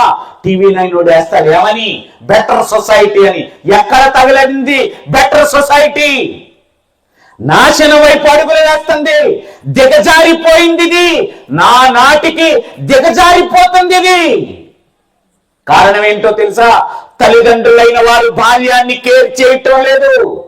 ఈ బిడ్డకి ఎంత ధైర్యం, ఎంత భరోసా! టీచర్ని చెప్పుతో కొట్టగలిగిందంటే దానికి ఉన్న గుండె ధైర్యం ఏంటి? తల్లి సపోర్ట్ చేస్తుందనా? తండ్రి సపోర్ట్ చేస్తాడనా? నాకేంటి భయమనా? ఏంటి ఆ యువత ఎలా తయారైంది? ఆ బిడ్డ ఇప్పుడు చెడిపోలేదు. ఆ బిడ్డ ఇప్పుడు చెడిపోలేదు. ఆ బిడ్డ స్థితి బాల్యము నుండి అదే. కానీ క్యారెక్టర్ మార్చుకుందంతే, సౌమ్యంగా ఉందంతే. కానీ దానికి అవకాశం వచ్చింది, దానికి సరైన సమయం వచ్చింది, ధైర్యం వచ్చింది. ఇప్పుడు లోపల ఉన్న క్యారెక్టర్స్ అన్ని ఏమవుతున్నాయి? బయటపడుతున్నాయి. అంతే ప్రియమైన దేవుని పిల్లలారా. ఎలా ఈ సమాజాన్ని కాపాడాలి, సన్మార్గాన్న పెట్టాలి, మంచి మాటలతో ఈ సమాజాన్ని నిలబెట్టాలి. అది కేవలం ఒక బైబిల్కి మాత్రమే సాధ్యం. అందుకే చెబుతున్నాడు ఆయన ఏమని?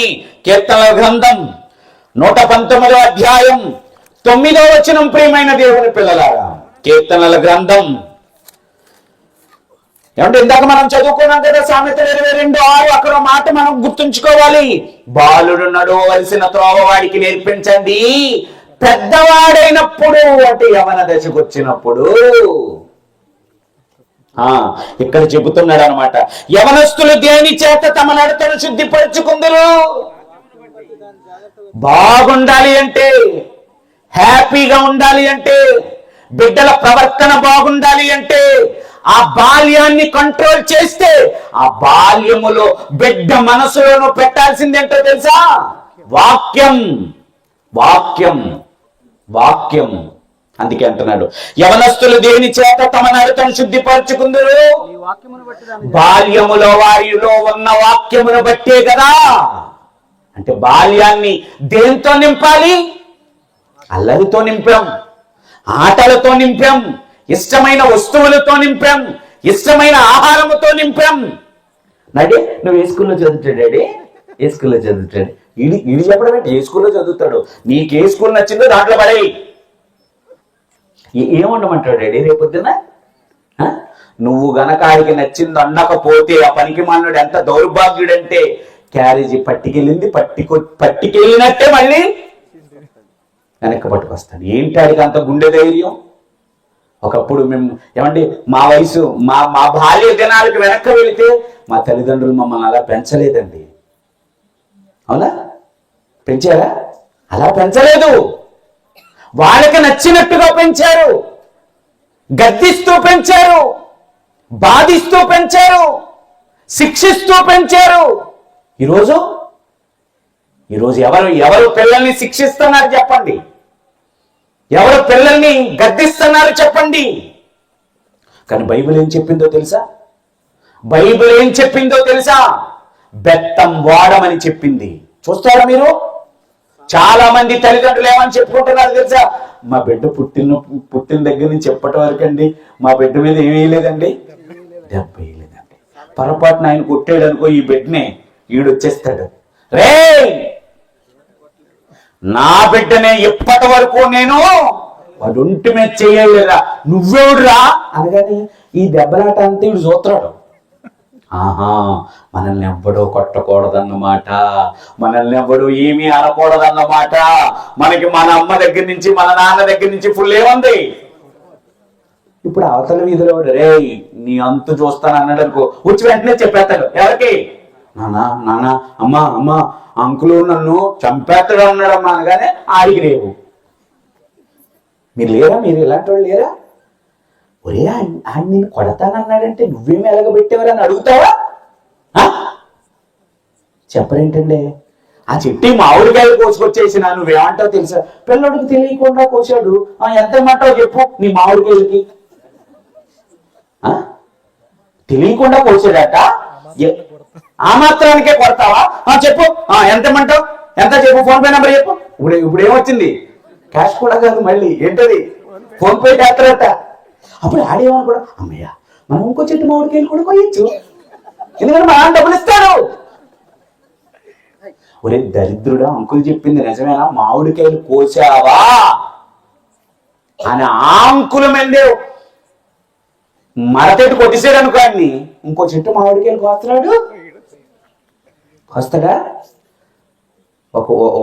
ఎప్పుడు మనం వింటాం ఒక సందర్భం, ఒక తల్లి బాల్యాన్ని గాలి కుదిలేసిందట. స్కూల్లో పెన్న దొంగతనం చేశారట, పెన్సిల్ దొంగతనం చేశారట, రబ్బర్ దొంగతనం చేశారట. ఏ రోజు కూడా అమ్మ ఏమీ పట్టించుకోలేదురా, పెన్సిల్ అడగటం లేదు, రబ్బర్ అడగడం లేదు, ఎరేజర్ అడగడం లేదు, ఏంట్రా అని అడగడం లేదట. కానీ అన్నీ ఉంటున్నాయి వీడి దగ్గర. కొంత ఎదిగిన తర్వాత 2 తోటకూర కాళ్ళు అట్టుకొచ్చారట. పచ్చిరేలు వేసి పులిసెట్టేసిందట. ఎవరో ఆ 2 తోటకూర కాళ్ళు వెనక్కి తిప్పి దరిద్రుడా ఈ 2 ఎక్కడవరా అని అడిగిందా? అడగలేదు. 2 మామిడికాయలు తెంపుకొచ్చాడట, కొంత డబ్బు పట్టుకొచ్చాడట, కొంత బంగారం పట్టుకొచ్చాడట, ఏవేవో పట్టుకొచ్చాడట. నా బంగారమే నా కొండే, పెళ్ళ ఇన్ని సంవత్సరాలైంది, దరిద్రుడు ఏ రోజు ఏమీ పట్టరాలేదు. కానీ ఆయన చూసి చిగ్గు తెచ్చుకోండి అందట. ఎవరో అనగానే ఒక రోజు ఇంటి ముందు జీప్ ఆగిందట. మొత్తం వేసుకెళ్ళిపోయారట. నేరాలన్నీ రుజువైపోయాట. రబ్బర్ల దగ్గర నుంచి, పెన్సిల్ దగ్గర నుంచి, ఇదిగో బంగారం వరకు, మనిషిని హతమార్చి తెచ్చిన బంగారం వరకు అన్ని నిర్ధారణ అయిపోయాయట. ఈయన్ని ఉరి తీసేయండి అని స్టేట్మెంట్ ఇచ్చారట. అప్పుడు గుండెలు కొట్టుకుంటుందట. ఏమని? అయ్యో నా కొడుకు అంత శిక్ష విధించకండి అని గుండెలు కొట్టుకుంటుంటే వెళ్ళరా అన్నాడట. ఎవరో కొడుకు. పానీకి మాలిందా, ఇప్పుడు ఎందుకు ఏడుతున్నావు? నాకు నిన్ను రబ్బర్కి డబ్బులు అడగనప్పుడే నువ్వేం చేయాలి? నేను కొనకుండా నీకెక్కడి నుంచి వస్తున్నాయిరా అని అడిగావా? అడగలేదుగా. తోటకూరకాయలు తెచ్చినప్పుడు అడిగావా? అడగలేదుగా. ఏ రోజు నేను తెస్తుంటే మురిసిపోయిన బంగారం అన్నావు, మా నాన్న కూడా తిట్టావు తప్ప ఏరా పనికి మాలినోడా నువ్వేం చేస్తున్నావు? ఇన్ని సంవత్సరాలుగా నా భర్త కష్టపడుతున్నాడు, ఏ రోజు ఇలాంటి విలువైన సంపద నాకు? మీ నాన్న మించిన పని నువ్వేం వెలగబడుతున్నావు అని ఒక్కరోజు అడిగావా? అమ్మాయి వాళ్ళ ఇంటికి అరుస్తున్నావు, ఏడుస్తున్నావు. అమ్మా నా జీవితం పాడైపోవడానికి కారణం ఎవరు? ఆ రబ్బర్ దొంగతనం చేసినప్పుడే నువ్వు నన్ను కొట్టుంటే, నన్ను తిట్టుంటే, ఆయా తీసుంటే నా జీవితం ఇలాగ అయిపోయి ఉండేది.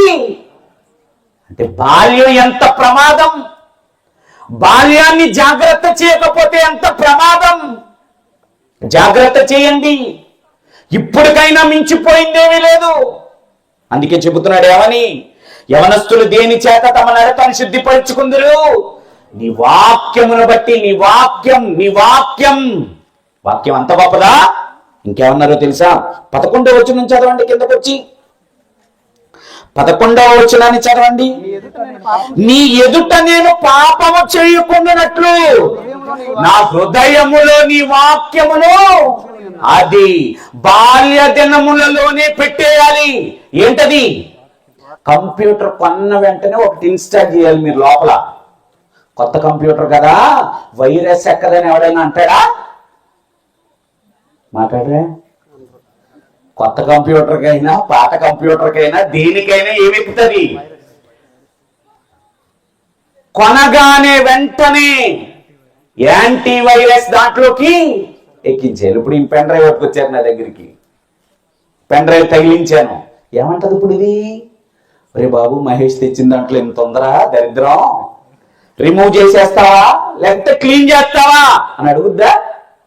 ఏమండి, ఒక సిస్టమ్ బాగుండాలి అంటే నీ సిస్టంలో ఏమి ఇన్స్టాల్ చేయాలి? యాంటీ వైరస్ ఇన్స్టాల్ చేయాలి. నా జీవితం బాగుండాలి అంటే బాల్యములోనే ఒకటి ఇన్స్టాల్ చేయాలి దీంట్లో. ఏంటది? వాక్యం. వాక్యం అనే యాంటీ వైరస్ ని ప్రతి బాలుడి హృదయంలో కూడా ఇన్స్టాల్ చేసి పడేయాలి. అదే చెబుతున్నాడు, నీ ఎదుట నేను పాపము చేయకుండానట్లు నా హృదయములో ఒకటి ఇన్స్టాల్ అయిపోయింది. ఒకడు అంటాడు వచ్చి, రే మందు కడదాం రా, సరదాగా తిరుగుదాం రా. నువ్వు మందు కొట్టొద్దురా, నాతో కలిసి ఏం చేయి, కూర్చో కంపెనీ. నేనేమో హార్డ్ డ్రింక్ తాగుతాను, నువ్వే డ్రింక్ తాగు. అలా కూర్చుని అంటాడే రావుతాడు, కొంచెం చిన్న అరే వద్దురా, ఏమద్దురా, అసలు నువ్వేం మగోడు, ఏంటిదా నువ్వేం మగోడురా. పోనీ మగోళ్ళు మందు తాగుతున్నారంటే ఒక అందం ఉంది. మా వాళ్ళు నాకు దయచేసి నేను ఎప్పుడన్నా వచ్చినప్పుడు కొంచెం ఆ స్క్రీన్ అలాంటివి కొంచెం నాకు ఏర్పాటు చేయండి. ఆడవాళ్ళు కూడా మందు కొట్టేస్తున్నారండి. ఎవరో ఆడవాళ్ళు కూడా మందు బాబులు అనేవాళ్ళు, వీళ్ళు మందు బామ్మలు, వీళ్ళు కూడా పార్టీలు చేసుకుంటున్నారటండి. మూడు వీడియోలు ఉన్నాయి నా దగ్గర. వీళ్ళు శుభ్రంగా అన్ని పెట్టుకుని పార్టీలు మందు తాగడం. నువ్వేం మాబడేరా మందు తాగకపోతే అంటున్నారు. ఇప్పుడు నామోషిగా ఉంటారని ఏం చేస్తారు వీళ్ళు?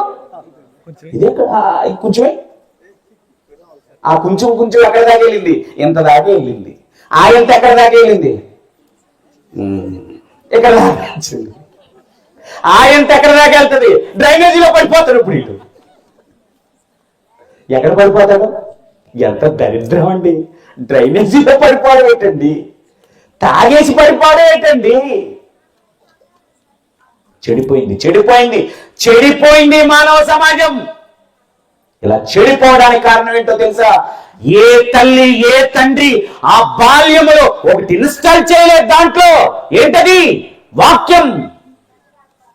మీ పిల్లలకి ఇవ్వాల్సింది ఆస్తులు కాదు, మేడలు కాదు, మిద్దెలు కాదు, బంగారం కాదు, మనులు కాదు, మాణిక్యాలు కాదు. ఏమివ్వండి మీ పిల్లలకి? వాక్యం. అది పాపం చేయడు, పాపం జోలికి వెళ్ళడు, పాపాన్ని సహించలేడు. ఎందుకు? వాళ్ళు ఏముంది? వాక్యం.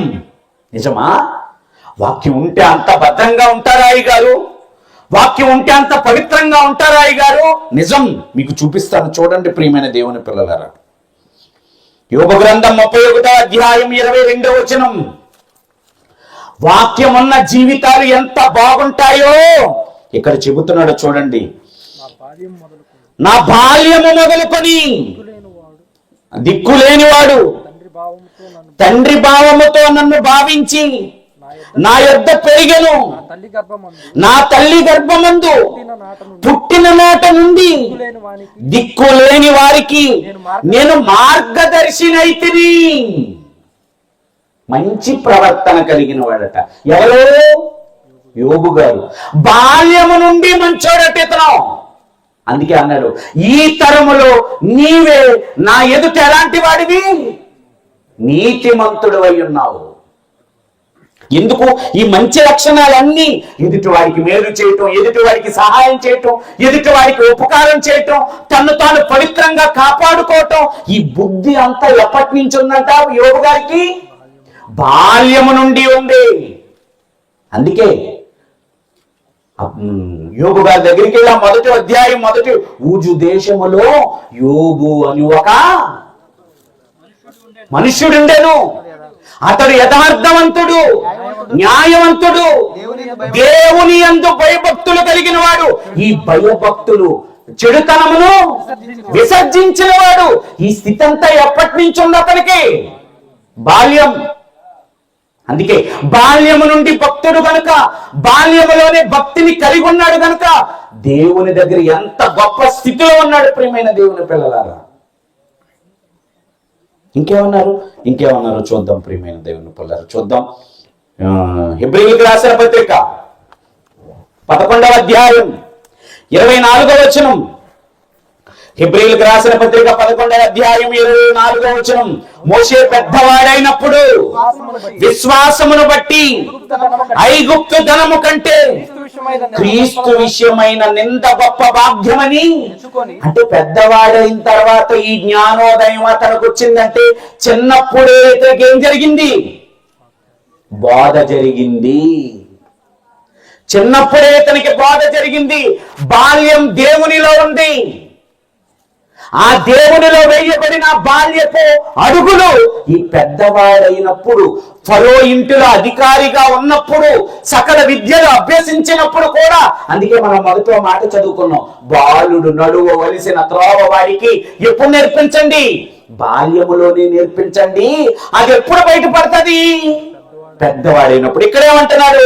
మోషే ఏమయ్యాడు? ఇప్పుడు పెద్దవాడయ్యాడు. ఇప్పుడు బాల్య విషయాలన్నీ కూడా ఈయనకి మాట్లాడతలేదు. బాల్య విషయాలన్నీ ఇతనికి ఏమయ్యాయి? ఇప్పుడు ఇతను ఏ వంశీకుడో, ఏ గోత్రంలో పుట్టినవాడో, ఎందుకు పుట్టినవాడో, అతని తల్లి దగ్గర ఉగ్గుపాలు తాగుతున్నప్పుడు ఏమి నేర్చుకున్నాడో, తన భక్తి జీవితం ఏంటో, తన భక్తి ఏంటో, తన దైవం ఏంటో, ఇవన్నీ కూడా ఏమైపోయాయి? అర్థమైపోయాయి.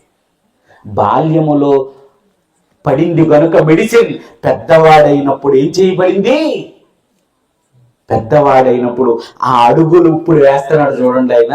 అందుకే అంటున్నాడు 25వ వచనంలో, అల్పకాలము పాపభోగము అనుభవించుట కంటే దేవుని ప్రజలతో నింద అనుభవించుట మేలని ఎంచి ఫరో కుమార్తె యొక్క కుమారుని అనిపించుకున్నట్టుకు ఒప్పుకోలేదు.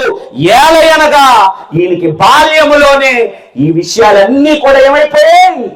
తెలిసిపోయాయి కనుక పెద్దవాడు అవ్వగానే జీవితాన్ని ఇప్పుడు సన్మార్గములో ఏం చేస్తున్నాడు? పెట్టుకుంటున్నాడు. బాల్యం ఎంత గొప్పది ప్రియమైన దేవుని పిల్లలారా.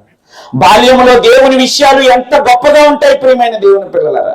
చూడండి, కీర్తనల గ్రంథం 71వ అధ్యాయం 17వ వచనం. కీర్తనల గ్రంథం 71వ అధ్యాయం 17వ వచనం. దేవా, బాల్యము నుండి నీవు నాకు బోధించుచూ వచ్చితివి. ఎవరండి? దావీదు దేవునికి ఇష్టానుసారుడైన మనుషుడట. అవునా? అతడు నా ఉద్దేశములన్నీ. ఎంత గొప్ప స్థాయి దావీదు గారికి అప్పటికప్పుడు వచ్చేసింది ఏం కాదిది. ఎప్పుడట? దేవా, బాల్యము నుండి. అంటే దేవుని బోధ దావీదు గారికి ఎప్పటి నుంచి జరుగుతుంది? బాల్యము నుండి. మరి మన పిల్లలకు మనం ఎప్పుడు చేస్తున్నాం బోధ? శ్రేష్ఠ లేఖనాకి బోధ ఎప్పటి నుంచి జరుగుతుంది? బాల్యం. శ్రేష్ఠ లేఖన జీవితం భవిష్యత్ బాగుండాలి అంటే బాల్యాన్ని దేంతో నింపాలి? బాల్యాన్ని వాక్యంతో నింపేవో భవిష్యత్తు వైపు అడుగులు అదే వేస్తుంది. మోషే పెద్దవాడైనప్పుడు, అంటే బాల్యంలో ఏం పరిచయం చేసింది తల్లి? దేవుణ్ణి పరిచయం చేసింది, వాక్యాన్ని పరిచయం చేసింది, భక్తిని పరిచయం చేసింది. పెద్దవాడు అవగానే వెంటనే ఒక్కసారి ఉలిక్కి పడిపోయాడు అనమాట. ఈ గోలైతే నాకు మా అమ్మ చెప్పింది ఏంటి? 7 సముద్రాల అవతలు ఉన్నా కానీ వాడు ఏం చేస్తాడు? మళ్ళీ ఎక్కడికో పోయాడు, ఎక్కడో ఉన్నాడు, ఎక్కడో సకల విద్యలు అభ్యసింపజేశాడు, కానీ మళ్ళీ ఎక్కడికి వచ్చేసాడు? వాక్యం, భక్తి. అదే చెబుతున్నాడు. ఏమని? దేవా, నా బాల్యము నుండి నీవు నాకు బోధించుచూ వచ్చితివి. ఇంతవరకు నీ ఆశ్చర్య కార్యములు నేను తెలుపుచూనే వచ్చి తిని. దావీదు గారి బాల్యం 71వ అధ్యాయం 5వ వచనం. నా ప్రభువా యెహోవా, నా నిరీక్షణ ఆస్పాదము నీవే, బాల్యము నుండి. బాల్యం అండి. దావీదు దేవుని ఇష్టానుసారుడండి. దావీదుకి దేవుని మనసు తెలిసిపోయిందండి. దావీదు తన తరము వారికి సేవ చేసి నిద్రించాడండి. ఇవన్నీ చెప్పకండి. ఆయన అంత గొప్పగా మార్చింది. దావీదు జీవితాన్ని దేవునికి ఇష్టంగా నిలబెట్టింది. దావీదు జీవితం దేవుని యొక్క కీర్తిని నిలబెట్టేలా చేయగలిగింది. ఏంటంటది? బాల్యం. ప్రియమైన దేవుని పిల్లలారా, ప్రభువా యెహోవా నా నిరీక్షణాస్పాదము నీవే, బాల్యము నుండి నా ఆశ్రయము. ఆ బాల్యమే భవిష్యత్తుని నిర్ణయిస్తుంది. యోబు గారి బాల్యమే యోబు గారిని భవిష్యత్తులో ఎలా నిలబెట్టింది? నీతిమంతుడుగా, యథార్థవంతుడుగా, భక్తిపరుడుగా నిలబెట్టింది బాల్యం. దావీదు నా ఇష్టానుసారుడైన మనుషుడు అంటున్నాడు. దేవుడికి నచ్చేలాగా ఏది చేసింది? బాల్యమే చేసింది. చేసిందా? చేసిందండి. లోకాసువార్త 1వ అధ్యాయం 80వ వచనం. లోకాసువార్త 1వ అధ్యాయం 80వ వచనం. శిశువు ఎది ఆత్మయందు బలము పొంది వరకు, ఏమండి, బలము పొంది ఇశ్రాయేలీయులకు ప్రత్యక్షమగు దినము వరకు అరణ్యములోనే ఉండిపోయారు. ఎవరు? యోహాను గారు, జకరియా గారు, ఎలిజబెత్ గారు ఎక్కడ ఉండిపోయారు? అరణ్యములో. దేనికి? బిడ్డను దేవునిలో పెంచటం కొరకు. పెరిగాడా? దేవునిలో పెరిగాడా? దేవుని వాక్యములో పెరిగాడా? దేవుని వాక్యముతో తల్లిదండ్రులు తమ హృదయాన్ని నింపారు.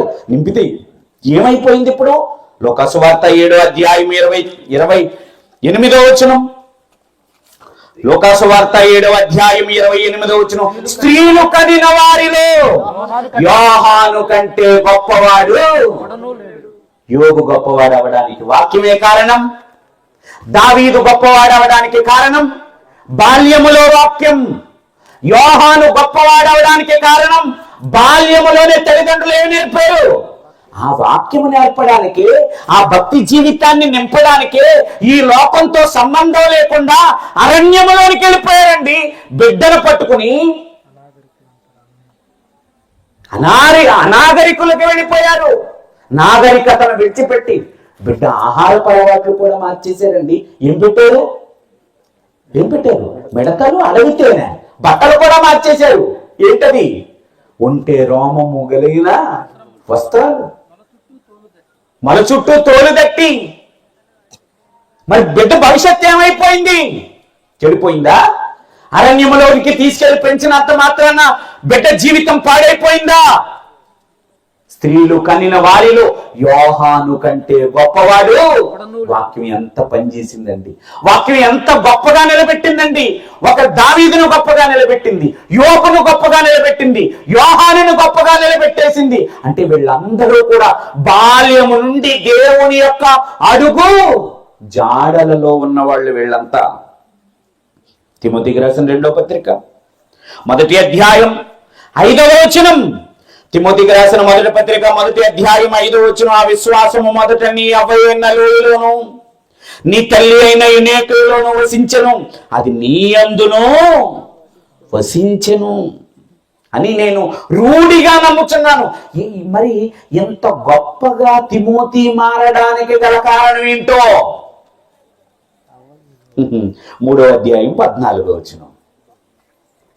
తిమోతికి రాసిన 2వ పత్రిక 3వ అధ్యాయం 14వ వచనం. ప్రియమైన దేవుని పిల్లలారా, క్రీస్తు యేసునందుంచవలసిన విశ్వాసము ద్వారా రక్షణార్థమైన జ్ఞానము నీకు కలుగుటకు శక్తిగల పరిశుద్ధ లేఖనములను బాల్యము నుండి నీ వెరుగుదువు.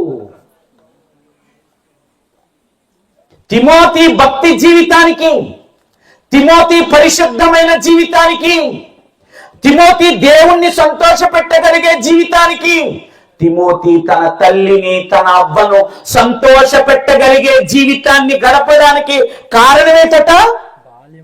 క్రీస్తు యేసునందుంచవలసిన విశ్వాసము ద్వారా రక్షణార్థమైన జ్ఞానం నీకు కలిగించుటకు శక్తిగల లేఖనములను బాల్యము నుండి నీ వెరుగుదువు గనుక. బాల్యము నుండి తిమోతి వాక్యాన్ని నింపారు. అందుకే తిమోతి ఎంతటి వాడో తెలుసా? పౌలు ఎంతటి వాడో తిమోతి కూడా అంతటి వాడు. అందుకే నా కుమారుడా అంటాడు. అపోస్తలుడైన పౌలు గారికి సంఘాల గురించి ఎలా చింత ఉందో తిమోతి గారికి కూడా అంతే చింత, అంతే ఆశ, అంత ఆలోచన. కారణం ఏంటి ప్రియమైన దేవుని పిల్లలారా? బాల్యాన్ని భద్రం చేశారు తిమోతి యొక్క అమ్మ. అవునా? దావీదు గారి బాల్యం భద్రం చేశారు వాక్యంతో. యోబు గారి బాల్యం భద్రం చేశారు వాక్యంతో. యోహాను గారి బాల్యాన్ని భద్రం చేశారు వాక్యముతో. ఈరోజు మీరు కూడా మీ పిల్లల జీవితాన్ని వాక్యముతో భద్రం చేయండి. అంతెందుకండి, మనందరి కోసం ప్రాణం పెట్టిన యేసుప్రభులు వారు ఉన్నారా లేరా? ఆయన జీవితం కూడా భద్రంగా ఉంది అంటే దానికి గల కారణం ఏంటో తెలుసా? లూకాసు వార్త 11వ అధ్యాయం, క్షమించండి, లూకాసు వార్త 1వ అధ్యాయం 40వ వచనం. లూకాసు వార్త 2వ అధ్యాయం 40వ వచనం. బాలుడు జ్ఞానముతో నిండుకొనుచు ఎదిగి బలము పొందుచుండెను, దేవుని దయ ఆయన మీద ఉండెను. 2వ అధ్యాయం 40వ వచనం. బాలుడు జ్ఞానముతో నిండుకొనుచు ఎదిగి బలము పొందుచుండెను, దేవుని దయ అతని మీద ఉండెను. 42వ వచనం దగ్గరికి వెళ్ళండి. ఆయన 12 ఏండ్ల వాడై ఉన్నప్పుడు ఆ పండుగను ఆచరించుటకు అక్కడ బోధకుల మధ్య కూర్చుండే అంటారు. చూడండి ఎన్నో వచనం? 46వ వచనం. ఆయన దేవాలయములో, అంటే బాలుడు కదా అప్పటికి ఆయన ఎవరు? బాల్యం. ఎక్కడ కూర్చున్నాడు ఆయన? బోధకుల మధ్య. దేంతో ఉన్నాడు ఆయన? వాక్యముతో ఉన్నాడు కదా. యోబు వాక్యముతో ఉన్నాడు, దావీదు వాక్యముతో ఉన్నాడు, తిమోతి వాక్యముతో పెంచబడ్డాడు, దావీదు గారు వాక్యముతో పెంచబడ్డాడు. వాక్యమై ఉన్న యేసు కూడా ఈ లోకానికి వచ్చి దేంతో ఉన్నాడు? వాక్యంతోనే ఉన్నాడు. మనం దేంతో ఉంచుతున్నాం? ఫోన్తో ఉంచుతున్నాం. పబ్జీలట. పబ్జీ ఆడుకుంటుంటే వాళ్ళ అమ్మ వాడిని ఫోన్ లాక్కుందని నరికేసిరట, చంపేసిరట.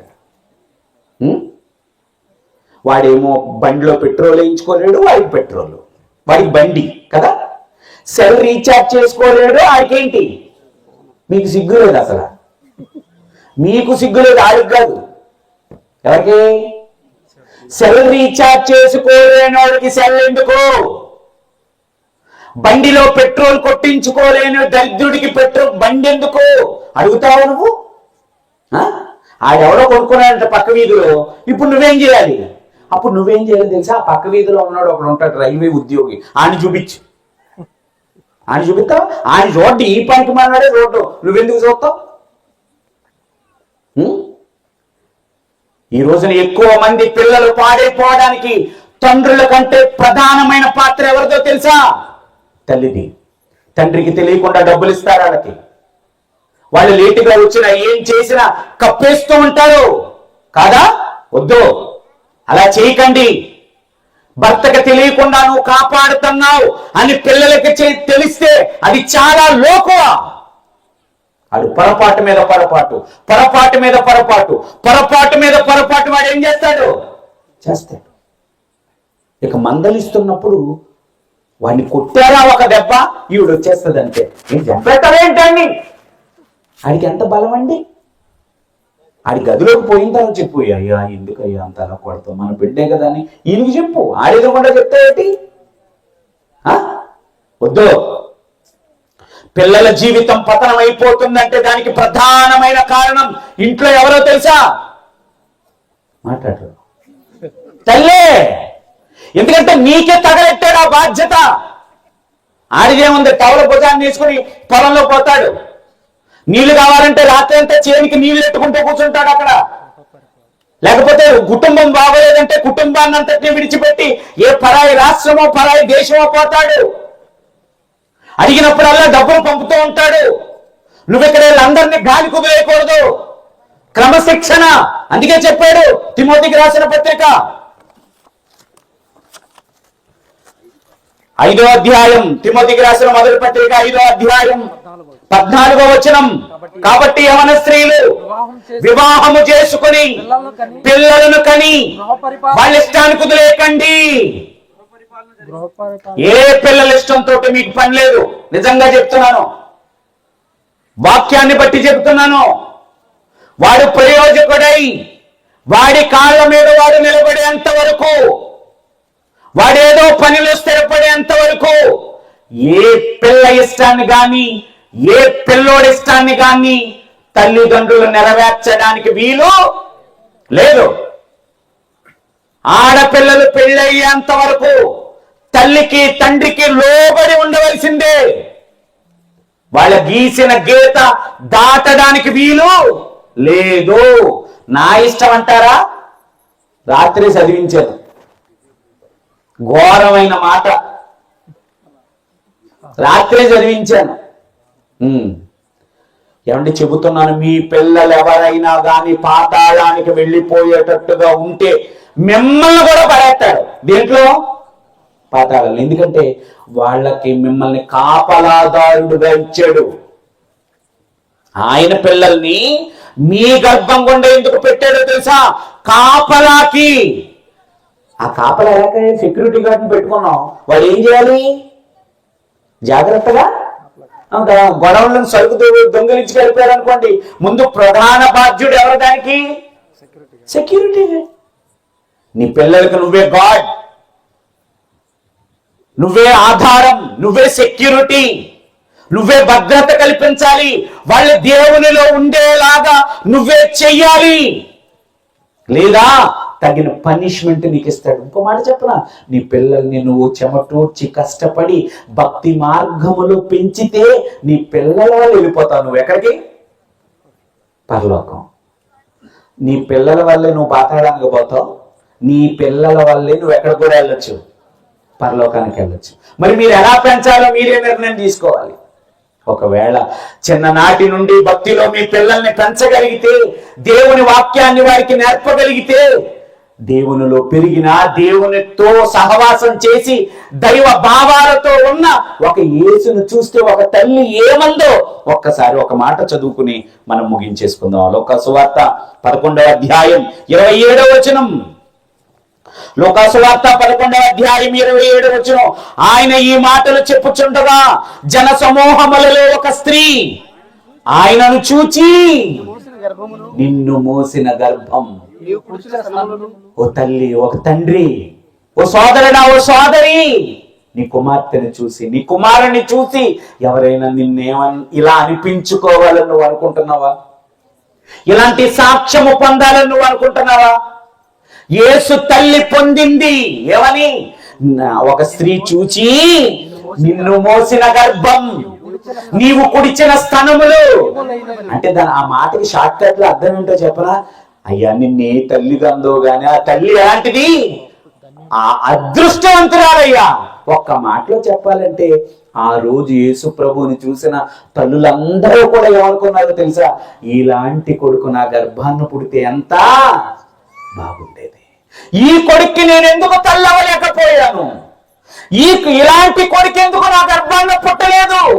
ఇంకా అందరూ లోపల అనుకున్నారేమో కానీ చాలా మంది ఈ స్త్రీ అయితే మాత్రం ఆయన మాట్లాడుతున్న మాటలకి, ఆయన ప్రవర్తిస్తున్న ప్రవర్తనకి, ఆయన చూపిస్తున్న ప్రేమకి ముగ్ధురాలైపోయి, అయ్యా నిన్నే తల్లికి అందరూ గాని ఆ తల్లి చాలా, ఆ తల్లి ప్లేస్ లో నేను లేనందుకు సిగ్గుపడుతున్నానయ్యా అని బాధపడిపోయిందటండి ఆవిడ. ఏమండి, మన పిల్లల్ని చూసి ఇలా మాట్లాడితే, మన పిల్లల్ని చూసి ఇలా పొగుడుతుంటే, మన పిల్లల వల్ల మనకెంత ఖ్యాతి వస్తే మనకెంత గౌరవం అండి, ఎంత ఆనందం అండి. అంత ఆనందానికి మీరు వారసులు అవ్వాలి అనుకుంటున్నారా? ఏమీ లేదు ప్రియమైన దేవుని పిల్లలు, ఖర్చేమీ లేదు.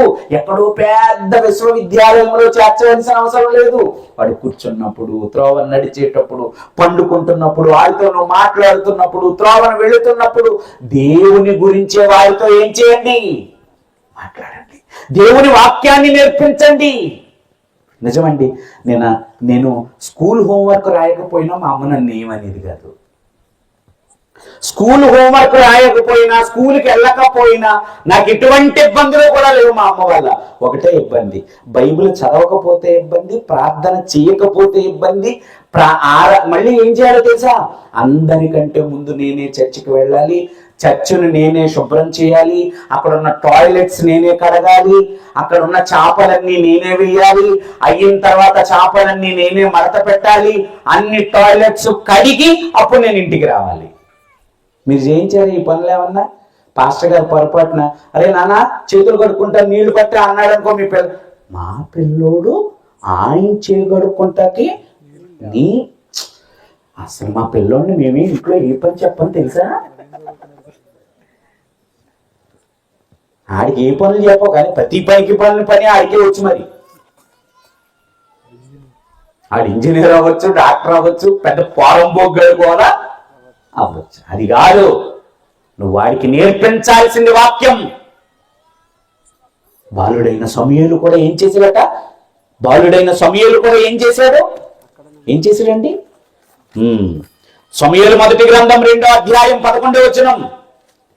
సమూయేలు మొదటి గ్రంథం 2వ అధ్యాయం 11వ వచనం. తర్వాత ఎల్కానా రామాలోని తన ఇంటికి వెళ్ళిపోయాను. అయితే బాలుడు యాజకుడైన ఏలీ ఎదుట యెహోవాకు ఏం చేస్తాడు? పరిచర్య. అరే సభ జరుగుతాయి, మైకులు పెట్టు, లైట్లు కట్టు, బరకాలు వేయి.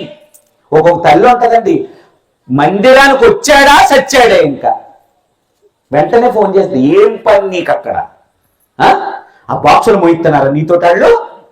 ఆ లైట్లు కట్టమంటున్నారా నీతో వాళ్ళు? ఎవరు పిలిస్తే వెళ్ళావు అక్కడికి? నాకు చెప్పాలి కదా. మరి నీకు ప్రతిదీ చెప్పొస్తున్నాడు ఫ్రెండ్స్తో తిరిగేదంతా. రాత్రి 11 నుంచి వచ్చినా 12ంటికి వచ్చినా ఎవరిని ఏమనో. పరిచర్యలో మాత్రం వెళితే మాత్రం వాడుకుంటున్నట్టుగా ఫీల్ అయిపోతారండి కొంతమంది. కానీ ఇక్కడ బాలుడు ఏమయ్యాడట? అయితే ఆ బాలుడు యాజకుడైన ఏలీ ఎదుట యెహోవాకు ఏంటి? పరిచర్య. ఎంత గొప్పడు అయిపోయాడు. పిల్లలిద్దరిని పక్కన పెట్టేశాడు, సమూయేలు అని పిలిచి సమూయేలుతో గొప్ప పని చేయించుకున్నాడు. ఎవరో ఏలీ కుమారులు దుర్మార్గులు అయిపోయారు, సమూయేలు గొప్పవాడైపోయాడు. కారణం ఏంటో తెలుసా? తల్లి ఉగ్గుపాలుతో సహా ఏమి నింపింది? వాక్యాన్ని నేర్చుకున్న సమూయేలు ఎంత గొప్పవాడయ్యాడు. వాక్యానికి విధేయుడైన యోబు ఎంత గొప్పవాడయ్యాడు. బాల్యము నుండి వాక్యాన్ని నింపుకున్న దావీదు ఎంత గొప్పవాడయ్యాడు. అసలు వాక్యమై ఉన్న యేసే ఈ లోకానికి వచ్చినా కూడా దీంతో సహవాసం చేశాడు, వాక్యముతో. ఆయన ఎంత గొప్పవాడయ్యాడు. తిమోతి వాక్యాన్ని నింపుకున్నాడు బాల్యము నుండి, ఆయన ఎంత గొప్పవాడయ్యాడు. నువ్వు నేను గొప్పవాళ్ళంగా మారాలి అన్న, నీ గర్భాన్ని పుట్టిన నా గర్భాన్ని పుట్టిన పిల్లలు కూడా గొప్పవాళ్ళుగా మారాలి అన్న, వాళ్ళ జీవితాలను బట్టి మనం ఆనందించాలి అన్న, మన పిల్లల్లో బాల్యము నుండి నింపవలసింది ఏంటి? భవిష్యత్తును నిర్దేశించేది కూడా ఏంటి? బాల్యమే. ఈ బాల్యం బాగుంటేనే భవిష్యత్తు కూడా. బాల్యాన్ని గాలి కుదిలేశారా, భవిష్యత్తు అంతా కూడా ఏమైపోద్ది? అంధకారం అయిపోద్ది, కష్టాలు అయిపోతాయి, కన్నీళ్ళు అయిపోతాయి. కనుక ప్రియమైన దేవుని పిల్లలారా, బాల్యాన్ని జాగ్రత్త చేయండి. ఈ విషయాలు తెలియని అనేకులకు మీ పరిసర ప్రాంతాల్లో ఉన్న వాళ్ళకి ఏం చేయండి? చెప్పండి, చైతన్యపరచండి. బాల్యములో దేవునిలో గడిపేలాగా చూడండి. బాల్యంలోనే దేవుని మాటలకు ఆకర్షితులయ్యేలాగా చూడండి. బాల్యములోనే భక్తి పరులుగా బిడ్డల్ని ఏం చేయండి? మార్చండి. పెద్దవాళ్ళు అయినప్పుడు దాని నుండి తొలగిపోరు. ఆ భవిష్యత్ మంచి జీవితానికి పునాది ఏంటి? బాల్యమే. ఈ బాల్యమే భక్తికి మార్గం. కనుక ఆ భవిష్యత్ బంగారంగా ఉండాలి అంటే బాల్యములోనే మీ బిడ్డలకు మీరు వాక్యాన్ని నేర్పండి. అట్టి అవకాశం తమ్ముడు కుటుంబానికి చేరువచ్చిన మనందరికీ దేవుడు కలగజేయనుగాక. చిన్న ప్రార్థన చేసుకున్నాం. ప్రియమైన తండ్రి, మీరు ఇచ్చిన మంచి అవకాశాన్ని బట్టి వందనాలు. నీ ప్రియమైన పిల్లలందరికీ మీ మాటలు చెప్పాం. బాల్యం ఎంత ప్రధానమైనదో అదే పరిస్థితిలో అంత ప్రమాదమైనది కూడా. బాల్యాన్ని ప్రతి వారు గాలికి విడిచిపెట్టారు. బాల్యాన్ని భక్తితో నింపాలి అని బాల్యానికి భక్తి చాలా అవసరమని, బాల్యములోనే మీకు దగ్గరగా ఉండాలి అని, అలా ఉంటే ఎంత ప్రయోజనమో, ఉన్నవారి జీవితాలు ఎంత గొప్పగా ఉన్నాయో అవన్నీ కూడా మీ పిల్లలకి వాక్య రూపంలో సందర్భాలన్నిటినీ ఎత్తి చూపించాం.